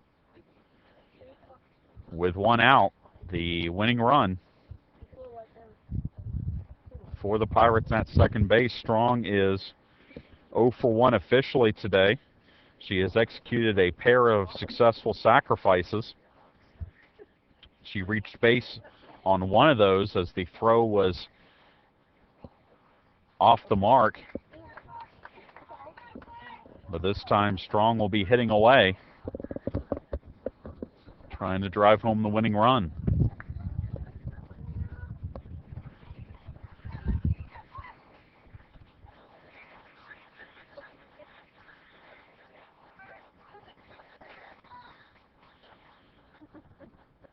Kennedy's first pitch to Strong is high for ball 1. There's some activity for Augusta State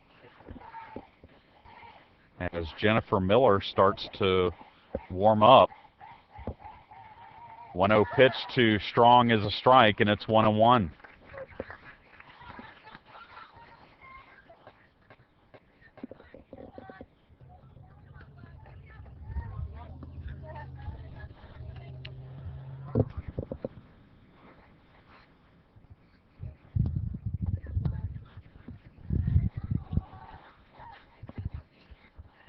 The 1-1 pitch from Kennedy is low, and it's 2-1.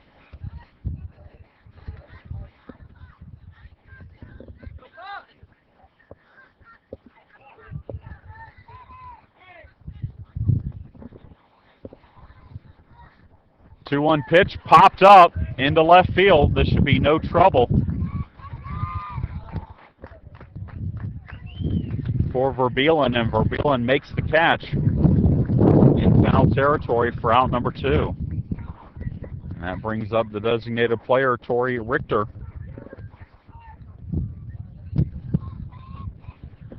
Richter 0 for 3 today, fouled out her last time up. First pitch to her is low for ball 1.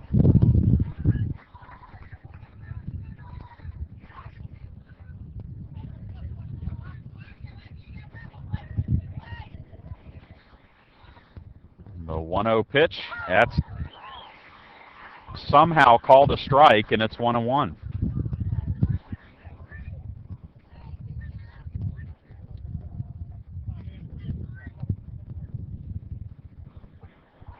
The 1-1 pitch popped foul off the screen, and it's 1-2.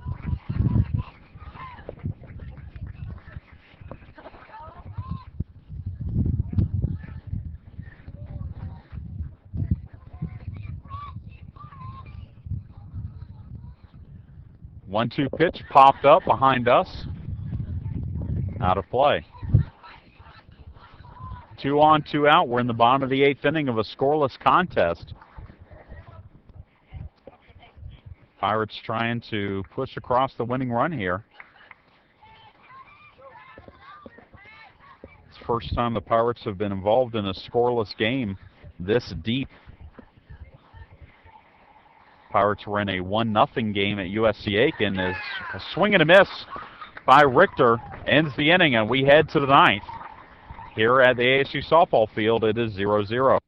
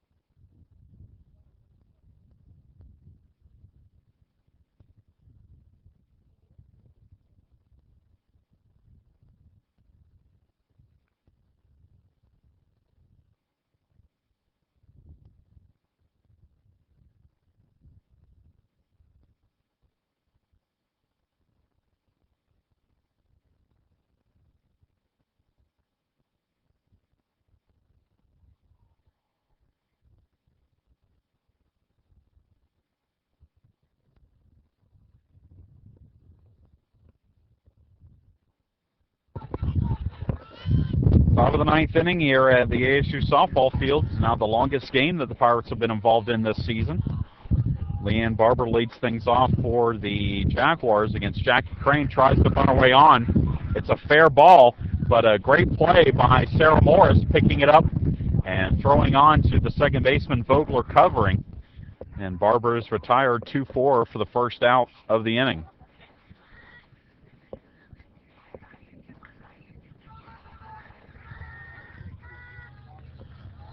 That brings up the designated player, Alyssa Pingree.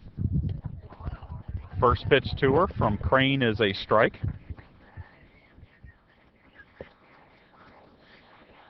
Pingree is 1 for 3 today. Flew out to left field her last time up. 0-1 pitch is high, and it's 1-1.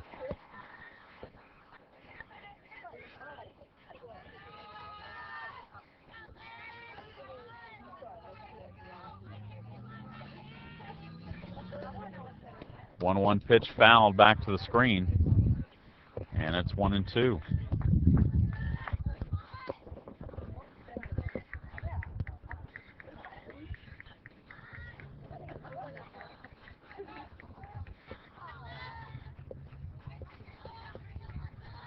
The 1-2 delivery from Crane, grounded foul over towards the Pirates dugout.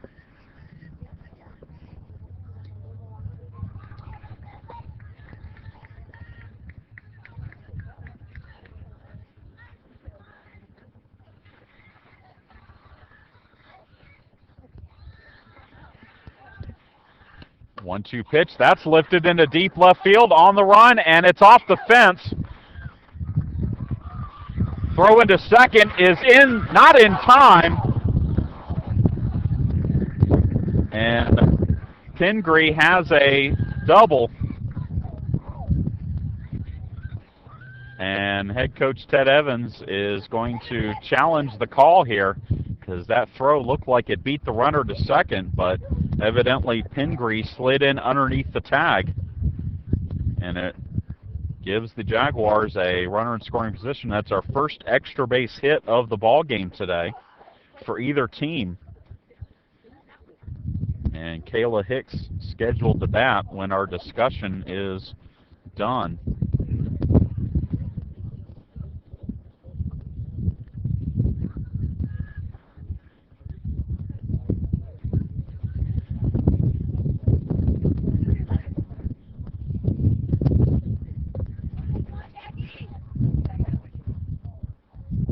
We're going to get a pinch runner at second base.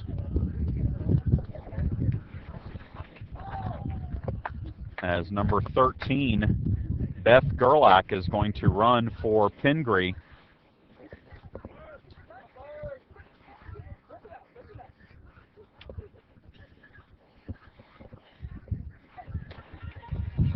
She represents the go-ahead run, and Hicks will bat. 1 for 3 today is Hicks.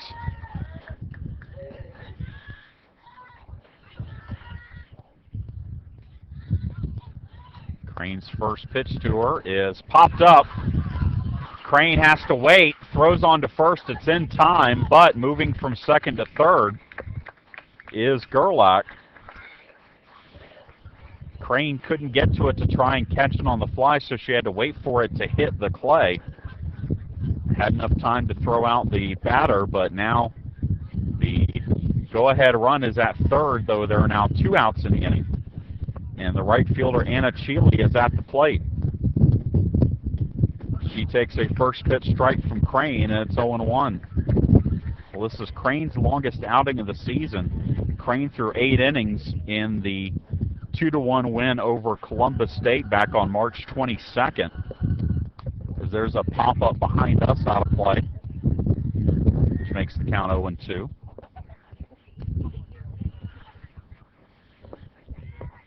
On the season, Crane has 8 complete games.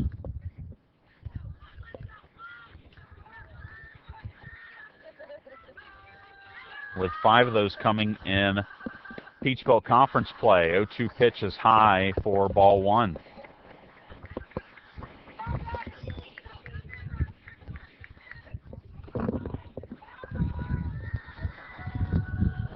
The 1-2 delivery is outside, and it's 2-2.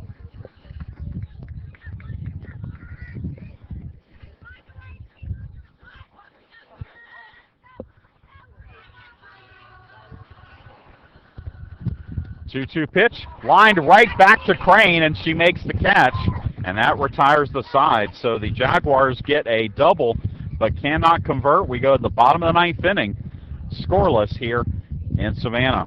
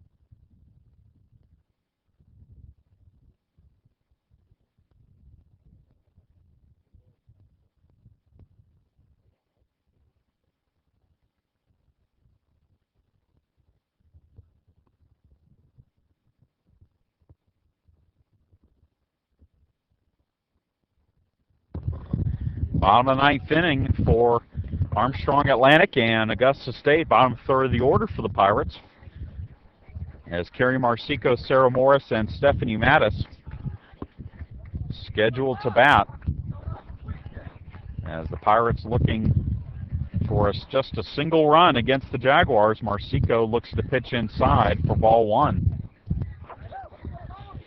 Marsico is 0 for 2 with a walk.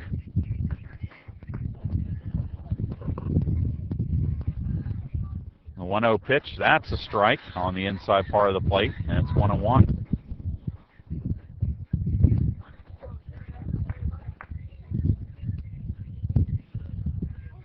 The 1-1 delivery is in the dirt and looked like it might have hit Marsico's foot, but it's a 2-1 count.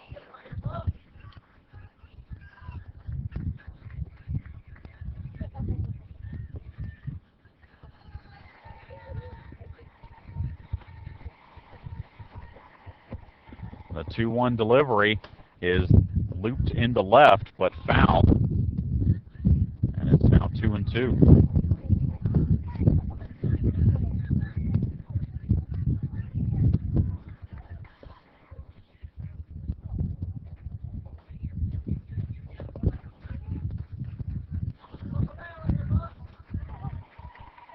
The 2-2 pitch is high, and the count is now full on Marsico.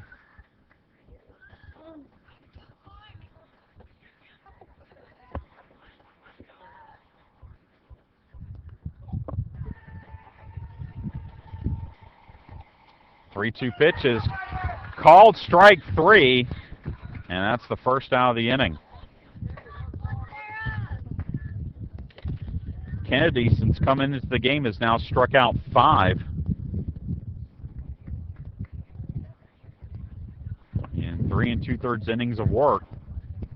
And Sarah Morris bats now. She takes a first pitch strike from Kennedy, and it's 0-1. Kennedy has thrown 3 2/3 shutout, 3 hits, no walks, 5 strikeouts for the sophomore in relief.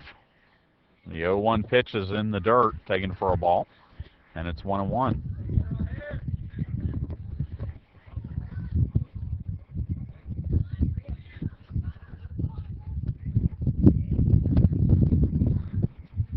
One pitch, foul tipped into the glove of Roberts, and it's 1-2.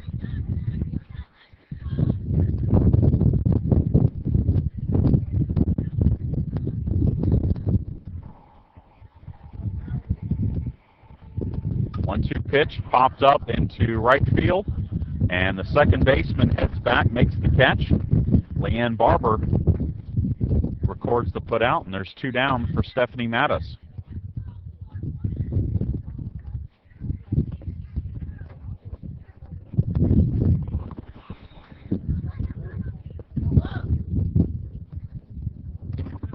Mattis is 1 for 3 with a bunt single. Takes a strike at the knees, and it's 0-1.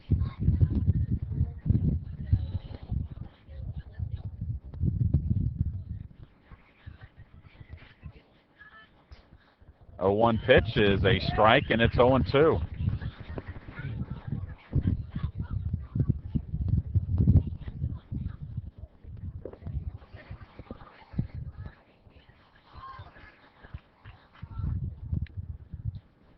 Oh, 0-2 pitch fouled down the right side.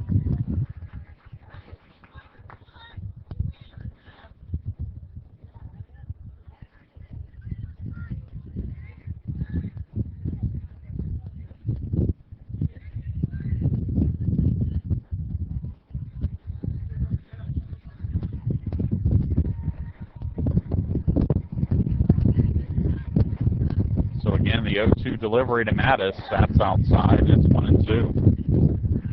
Again, this is a doubleheader Monday. We'll have our second game as soon as this first game ends. 1-2 pitch to Mattis is foul down the first base side.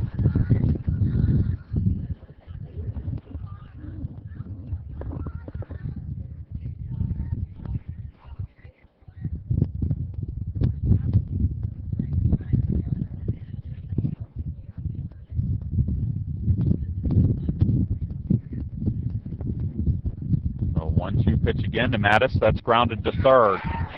Throw on to first, and 3 up, 3 down go the Pirates in the bottom of the ninth. We head to the 10th inning here at the ASU softball field, still scoreless.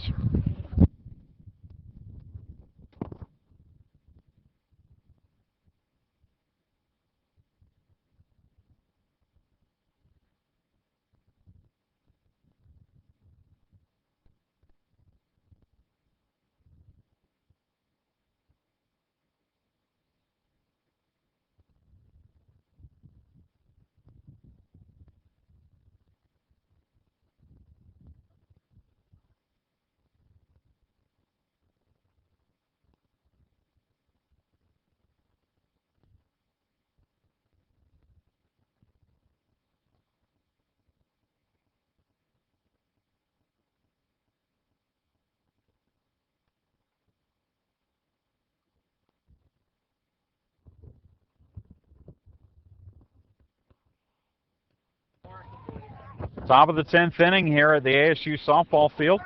Jesse Sedlowski leads things off for Augusta State.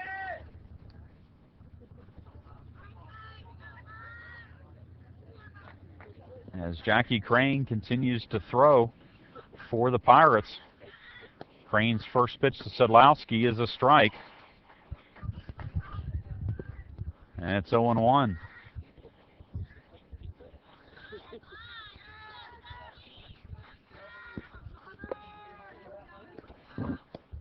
Another strike from Crane, and it's now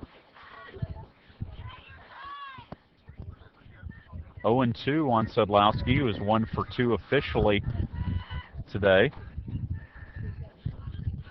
And the 0-2 pitch swung on and missed, strike 3. And Crane retires Sedlowski. That is Crane's 4th strikeout of the game.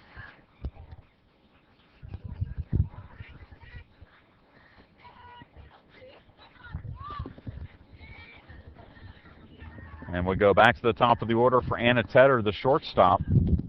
She takes a pitch low for ball 1. Last time the Pirates have been involved in this long of a scoreless game was in the South Atlantic Region Final in 2003, as there's a ground ball, foul ball down the third base side, gloved by Floyd, but it was in foul territory, so it's 1-1. In Jacksonville in 2003, the Pirates and Georgia College were in a 1-0 ball game in 13 innings. There's a ground ball through the hole into left field for a base hit, and Tedder is on with a 1-out single.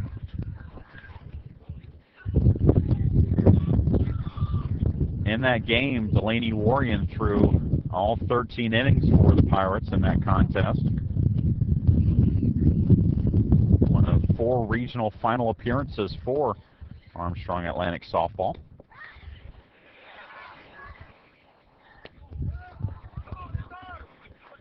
Angie Verbeelen executes a successful sacrifice, moving Tedder into scoring position for Amber Hunt, who singled her last time up.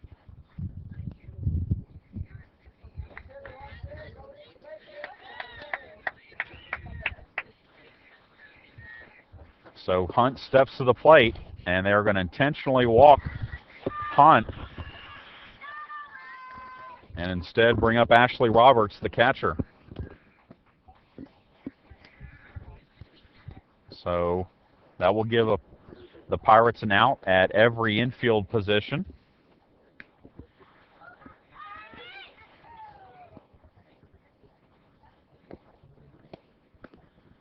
As Hunt trots down to first base and Roberts steps to the plate, 0 for 4, hit into a fielder's choice her last time up.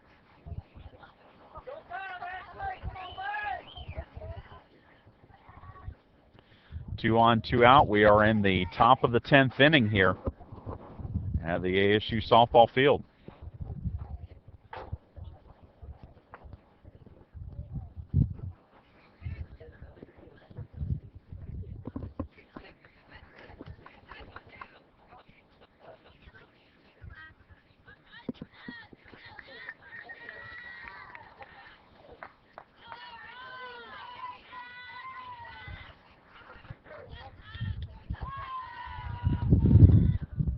Crane's first pitch to Roberts is a strike on the changeup, and it's 0-1.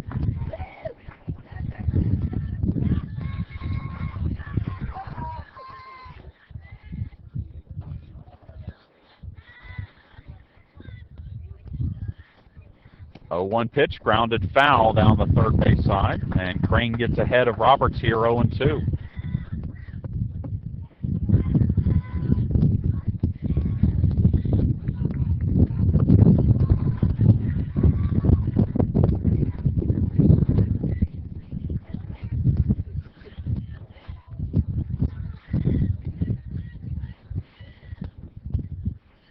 The 0-2 pitch is high, and it's 1-2.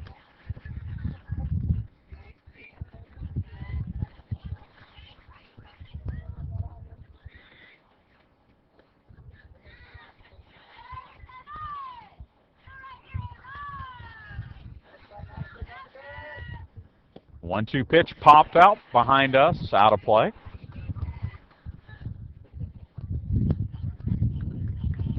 Two on, two out, top of the 10th.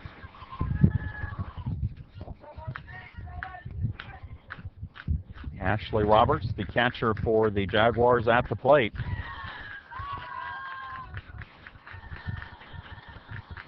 Crane's 1-2 pitch, grounded to third. Floyd picks it up, steps on third, and that retires the side.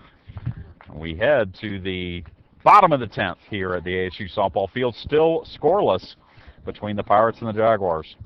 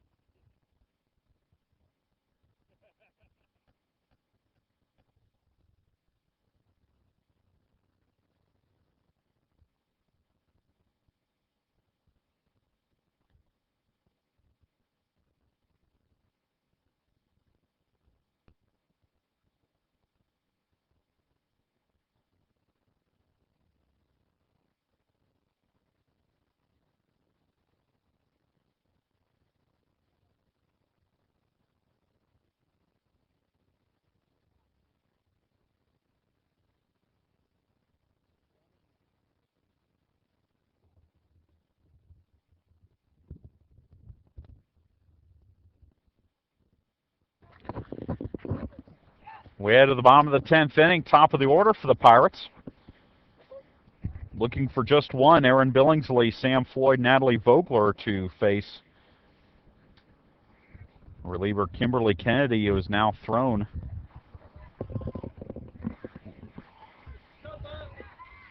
Four and a third innings in relief of Jacqueline Benenhaley. First pitch is through the hole into left field for a base hit. Aaron Billingsley gets a leadoff single for the Pirates. And Armstrong Atlantic has the winning run on with nobody out. Sam Floyd at the plate. Floyd struck out her last time up. She is 0 for 3 officially. She has been on base twice, however. And the Jaguars have the corners in, expecting a bunt. Bunted. Great bunt. The catcher throws on to first. It's in time. So Roberts throws out Sam Floyd, but does the job as Billingsley is now in scoring position for Natalie Vogler, who is the only player in this game for either team to have a multi-hit game. She is 2 for 4 and singled her last time up. First pitch to her is low for ball 1. Vogler and Bain, the on-deck hitter, had back-to-back hits off of Kennedy. in the 8th inning, but they came with 2 outs, or came with 1 out, excuse me. The Pirates unable to advance the runners past that point.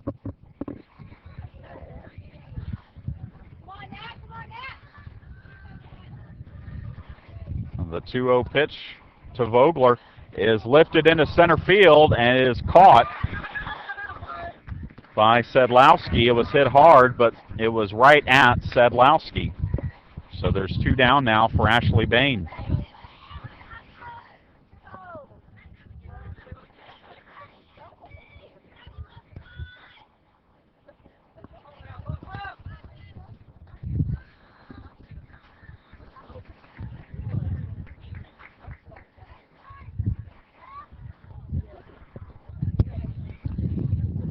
Bain has a 2-for-3 day, so that note about Vogler, I misspoke. Bain also with a 2-hit day. Vogler and Bain have 4 of the 6 hits by the Pirates.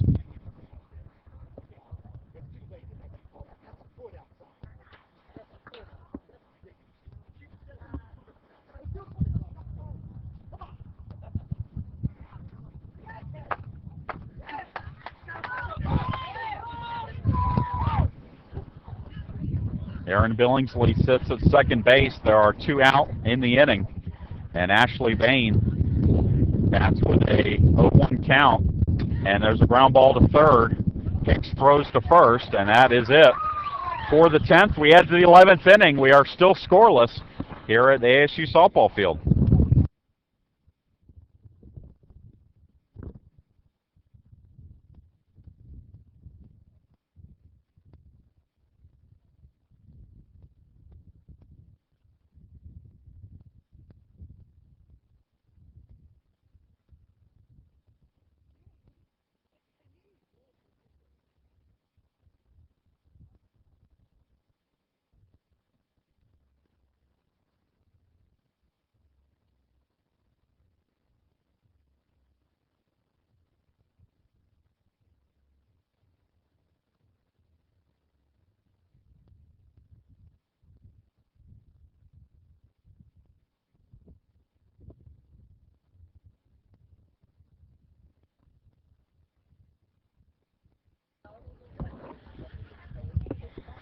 Leanne Barber leads off the top of the 11th inning.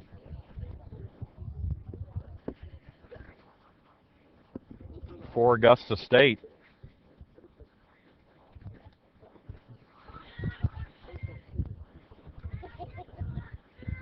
Barber 1 for 4, tried to bunt her way on to start off the 9th inning, but was thrown out by catcher Sarah Morris.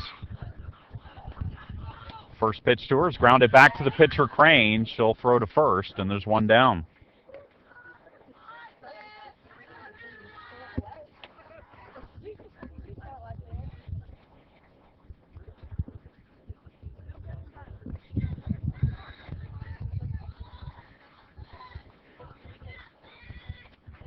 So that brings up the designated player Alyssa Pingree. She doubled her last time up for Augusta State, but was stranded at third in the 9th inning.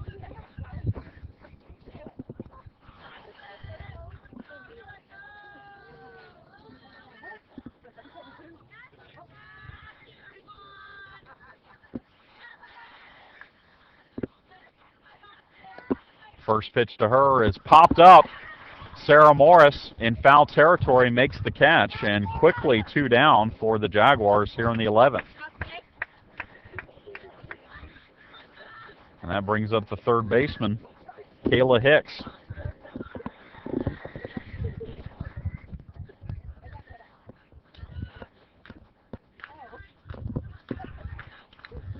Hicks is 1 for 4 in this game. Takes the first pitch high for ball 1.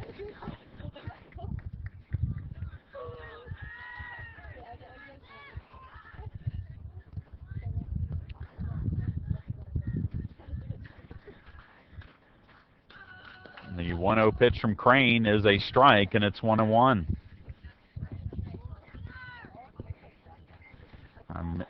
And endeavoring to find out if this is the longest game in the ASU softball field's history. I believe it is. As I search through the season numbers, as there's a fly ball to right. Billingsley makes the catch, and it's 3 up, 3 down for the Jaguars. In the 11th, we head to the bottom of the 11th inning. We are still scoreless here in Savannah.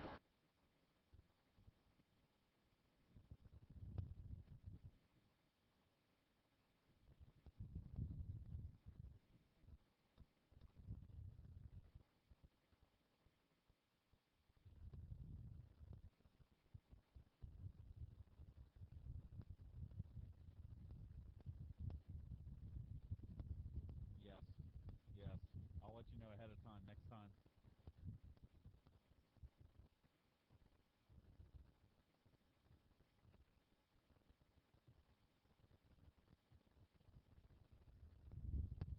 Yep. The longest game in Armstrong Atlantic softball field history. And you are there. Yes.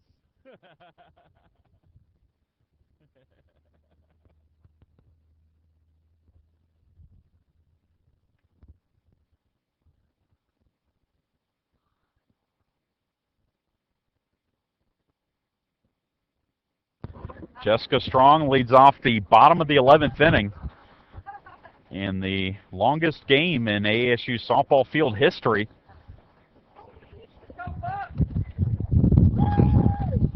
Strong searching for her first hit of the day. She is 0 for 2 officially. She has executed 2 successful sacrifices. She hits one into deep center field. Now coming in is Sedlowski, and she makes the catch for out number 1. Seeing a lot of first pitches being swung at by both teams here in extra innings. Crane, I think, had a 5-pitch inning last half inning.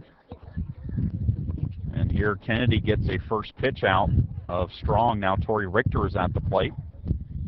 She takes a strike on the outside part of the plate for strike 1. And again, a reminder, we've still got game 2 coming of this doubleheader. As Richter takes a pitch that hits in the dirt for ball 1. Assuming we have enough daylight left. It's been surprisingly quick for an 11-inning game. As there's a ground ball that's going to get into center field. Base hit for Tori Richter. The little looper gets past the shortstop. Anna Tedder and now Carrie Marsico comes to the plate. Head coach Ted Evans is going to talk to his batter and runner here.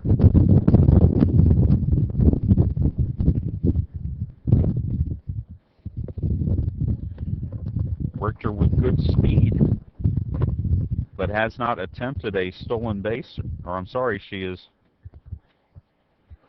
3 for 3 on the year in stolen base attempts since rejoining the team 3 weeks ago. So she is a definite base stealing threat.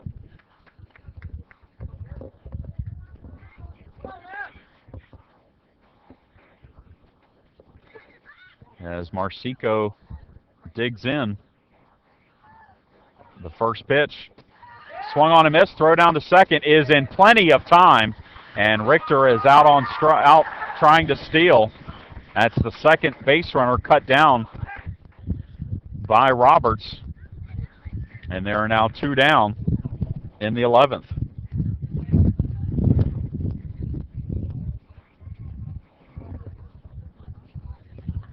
The 0-1 pitch to Marsico is lifted foul down the left side, out of play.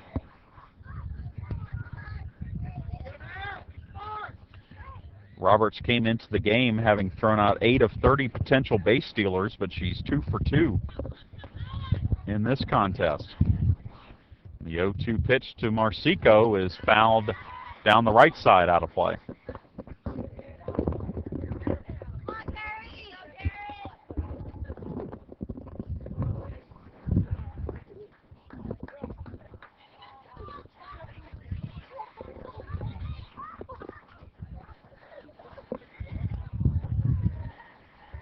The 0-2 pitch is outside, and it's 1-2.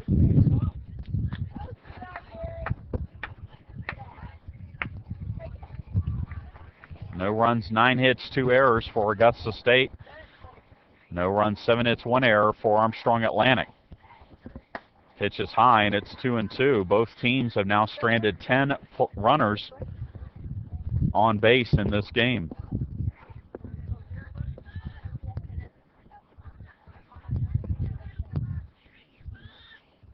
The 2-2 pitch is fouled, out of play.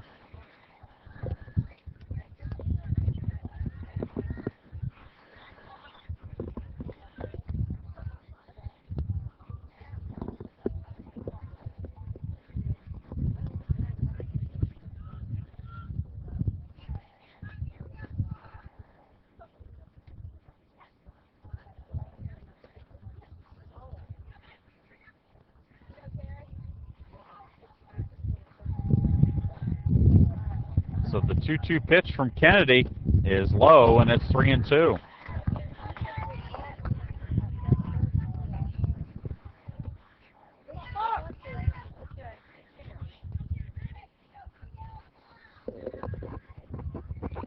Three-two pitch, line foul down the left side.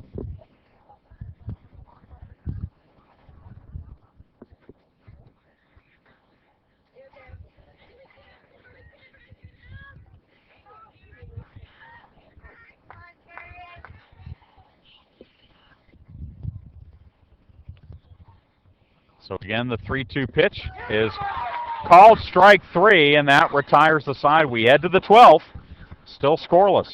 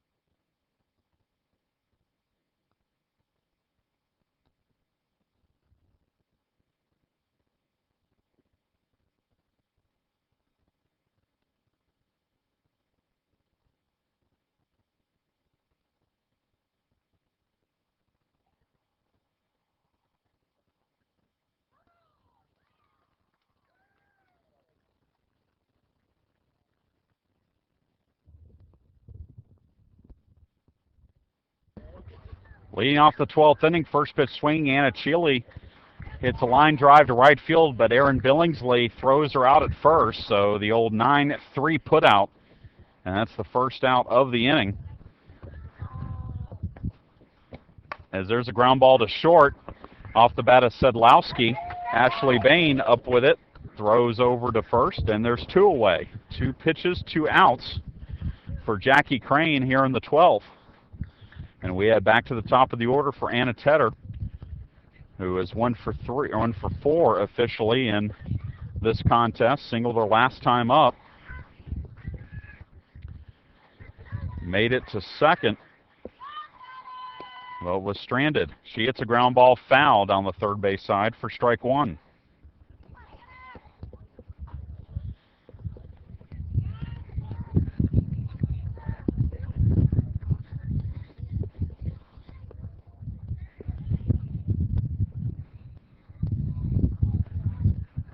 0-1 pitch from Crane.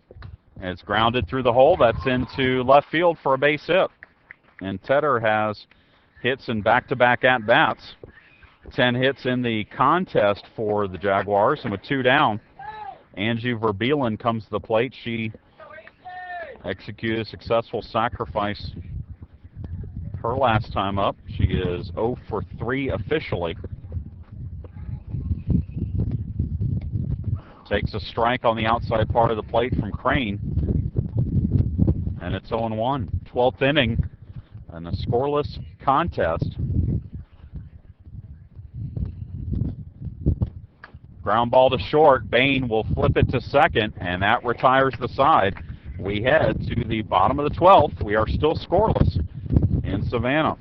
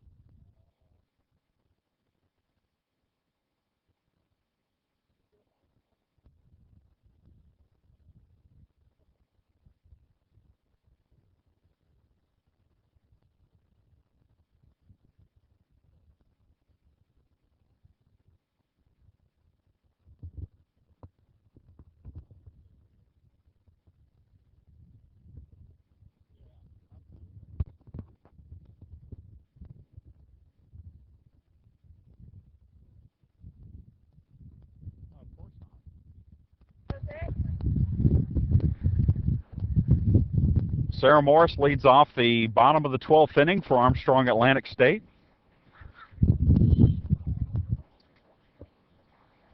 Morris, Mattis, and Billingsley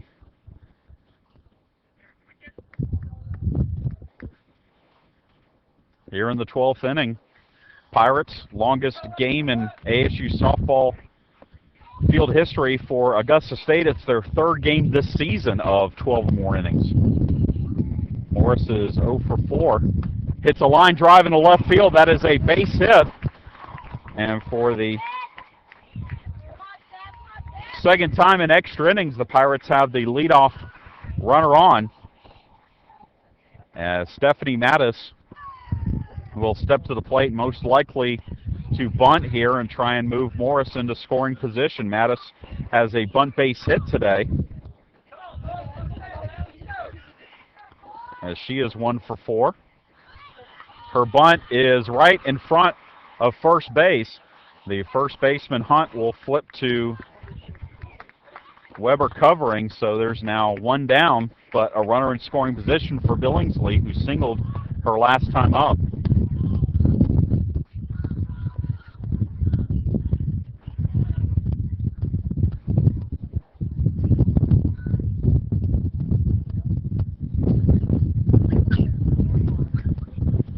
That brings up Erin Billingsley. Singled her last time up. First pitch to her is lined into left field. That's a base hit. Morris will stop at third, but there are runners at first and third now with 1 out.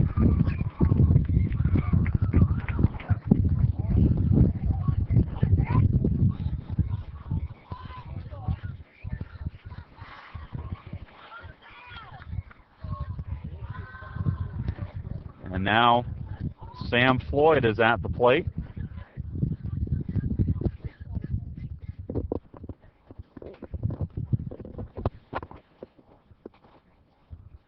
Floyd executed a successful sacrifice her last time up. She is looking for her first hit of the game, but here she's just trying to get the ball to the outfield and try and bring home the winning run. Runners on first and third. Billingsley's run is immaterial right now, as the key player is Morris over at third.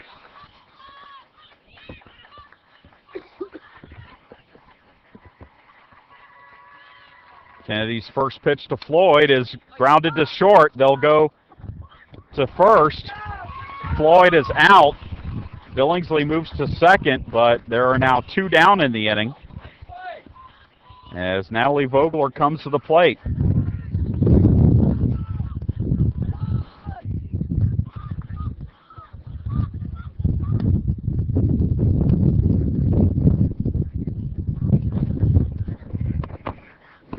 Vogler lined out to center field her last time up.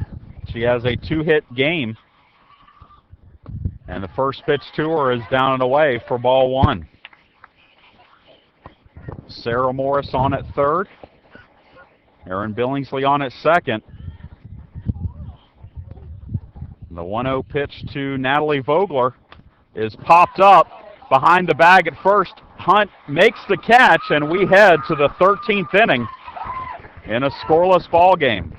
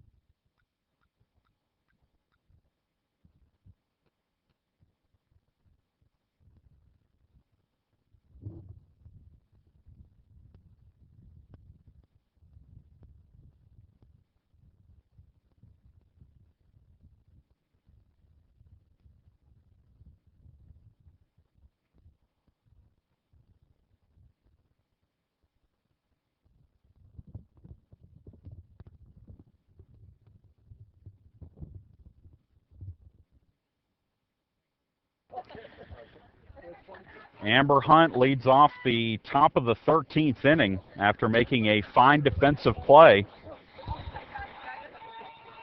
snaring the foul ball off the bat of Natalie Vogler, keeping this game alive. Hunt was intentionally walked her last time up, and the first pitch to her from Crane is high and tight for ball 1. Hunt is 1 for 3 officially in this ball game.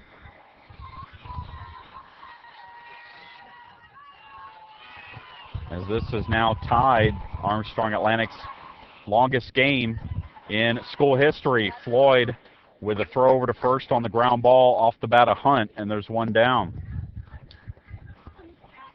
The Pirates lost 1-0 in 13 innings to Georgia College and State University in the 2003 South Atlantic Regional Final. That was the longest ball game in which the Pirates were involved in school history. That is until today.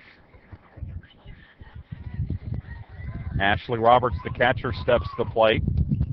Changeup from Crane is a strike, and it's 0-1.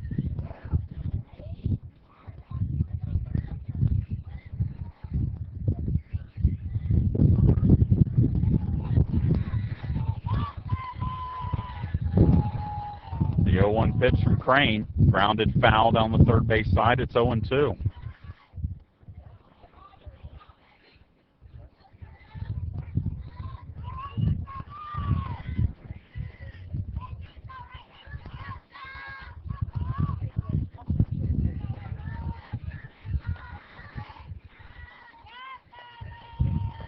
No balls, 2 strikes. The pitch from Jackie Crane, line foul down the third base side.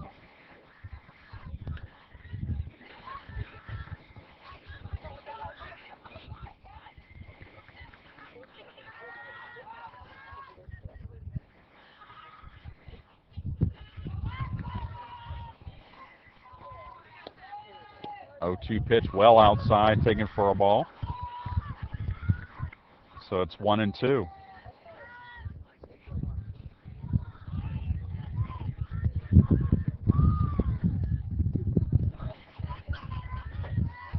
The 1-2 pitch lifted into center field. Mattis on the run, makes the catch, and that's out number 2.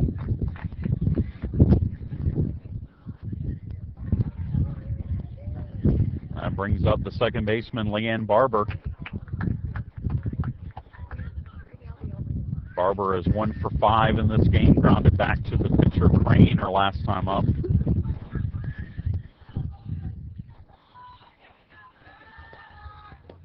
First pitch to her from Crane is high for ball one. Again, doubleheader Monday. We are scheduled for another contest after the finish of this one. There's a pitch hot, called a strike, and it's 1-1.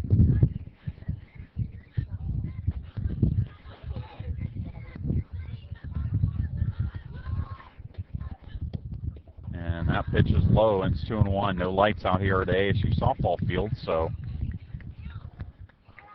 we're getting to the point where possibly a second game might be in some doubt. We could start it, but maybe not finish it. 2-1 pitch is a strike to Barber, and it's 2-2.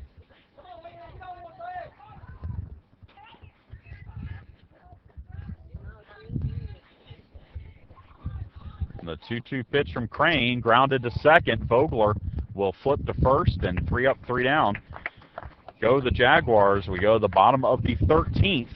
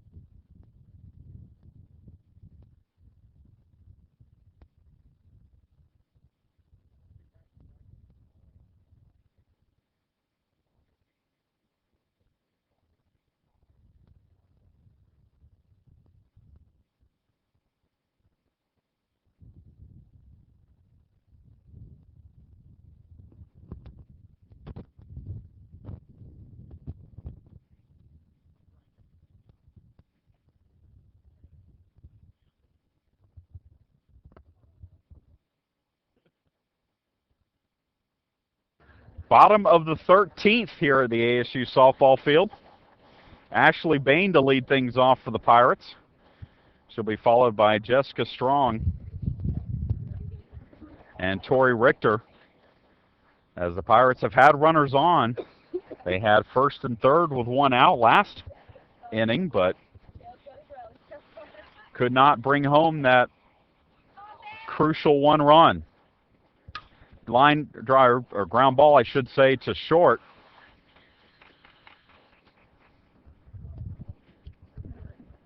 Fielded by Tedder. Tedder throws over to first, and there's 1 down. And that brings up Jessica Strong. Strong flew out to center field her last time up. Takes a first pitch strike, and it's 0-1. No runs, 10 hits, 2 errors for Augusta State. No runs, 9 hits, 1 error for Armstrong Atlantic. The 0-1 pitch to Strong is high and outside, and it's 1-1.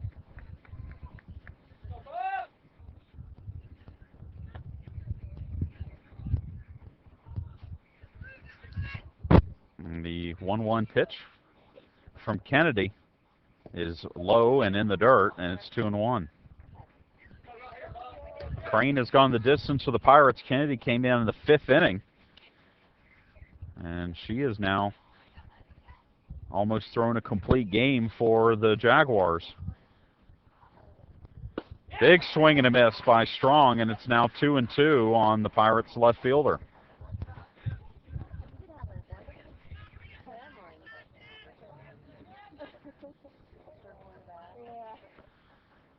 The 2-2 pitch from Kennedy is lifted into right field, and it's caught by Cheeley, and there's 2 down.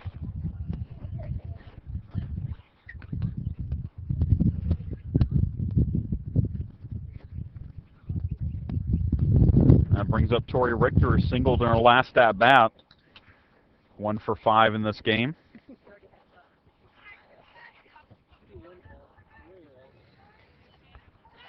Tries to bunt her way on, bunts it to the pitcher, and then the pitcher gets out of the way. Kennedy because she saw the third baseman Hicks coming, did not field it, and so Richter is on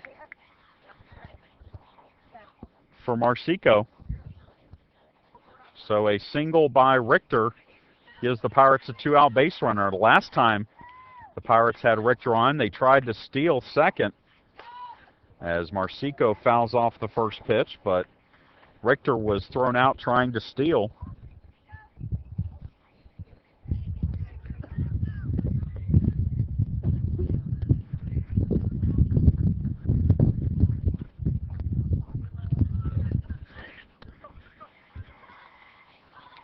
The 0-1 pitch to Marsico is inside, and it's 1-1.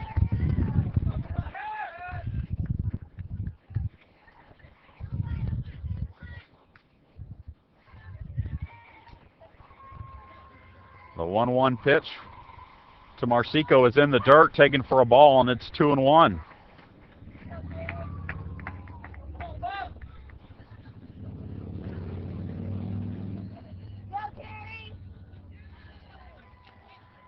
Richter at first. 2-1 pitch to Marsico is lifted down the left field line, but it's foul. And it's 2-2.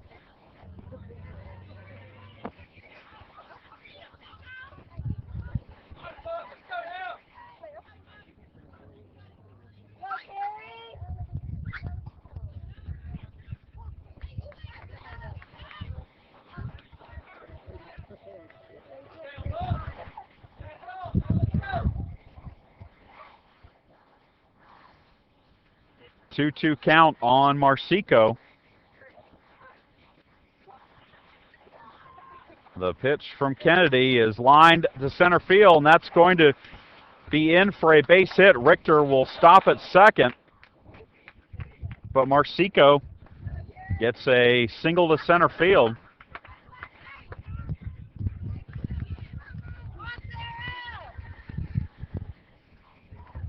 And the Pirates have 2 on for a second straight inning.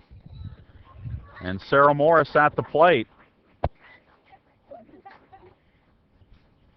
And we're going to get a visit to the circle as the Pirates are now out hitting the Jaguars. It's 11-10 on the hit total. And most of that for the Pirates has come in extra innings. The Pirates had just 5 hits through the first 7 innings of this contest, but they have 6 here in extras. And again, they have the winning run on at second base in the form of Tori Richter.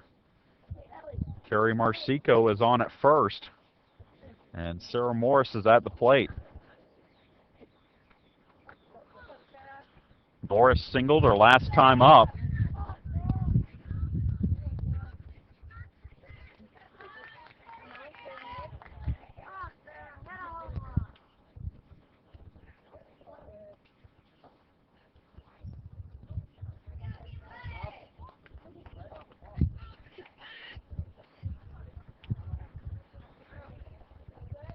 So the meeting is done. Morris will bat.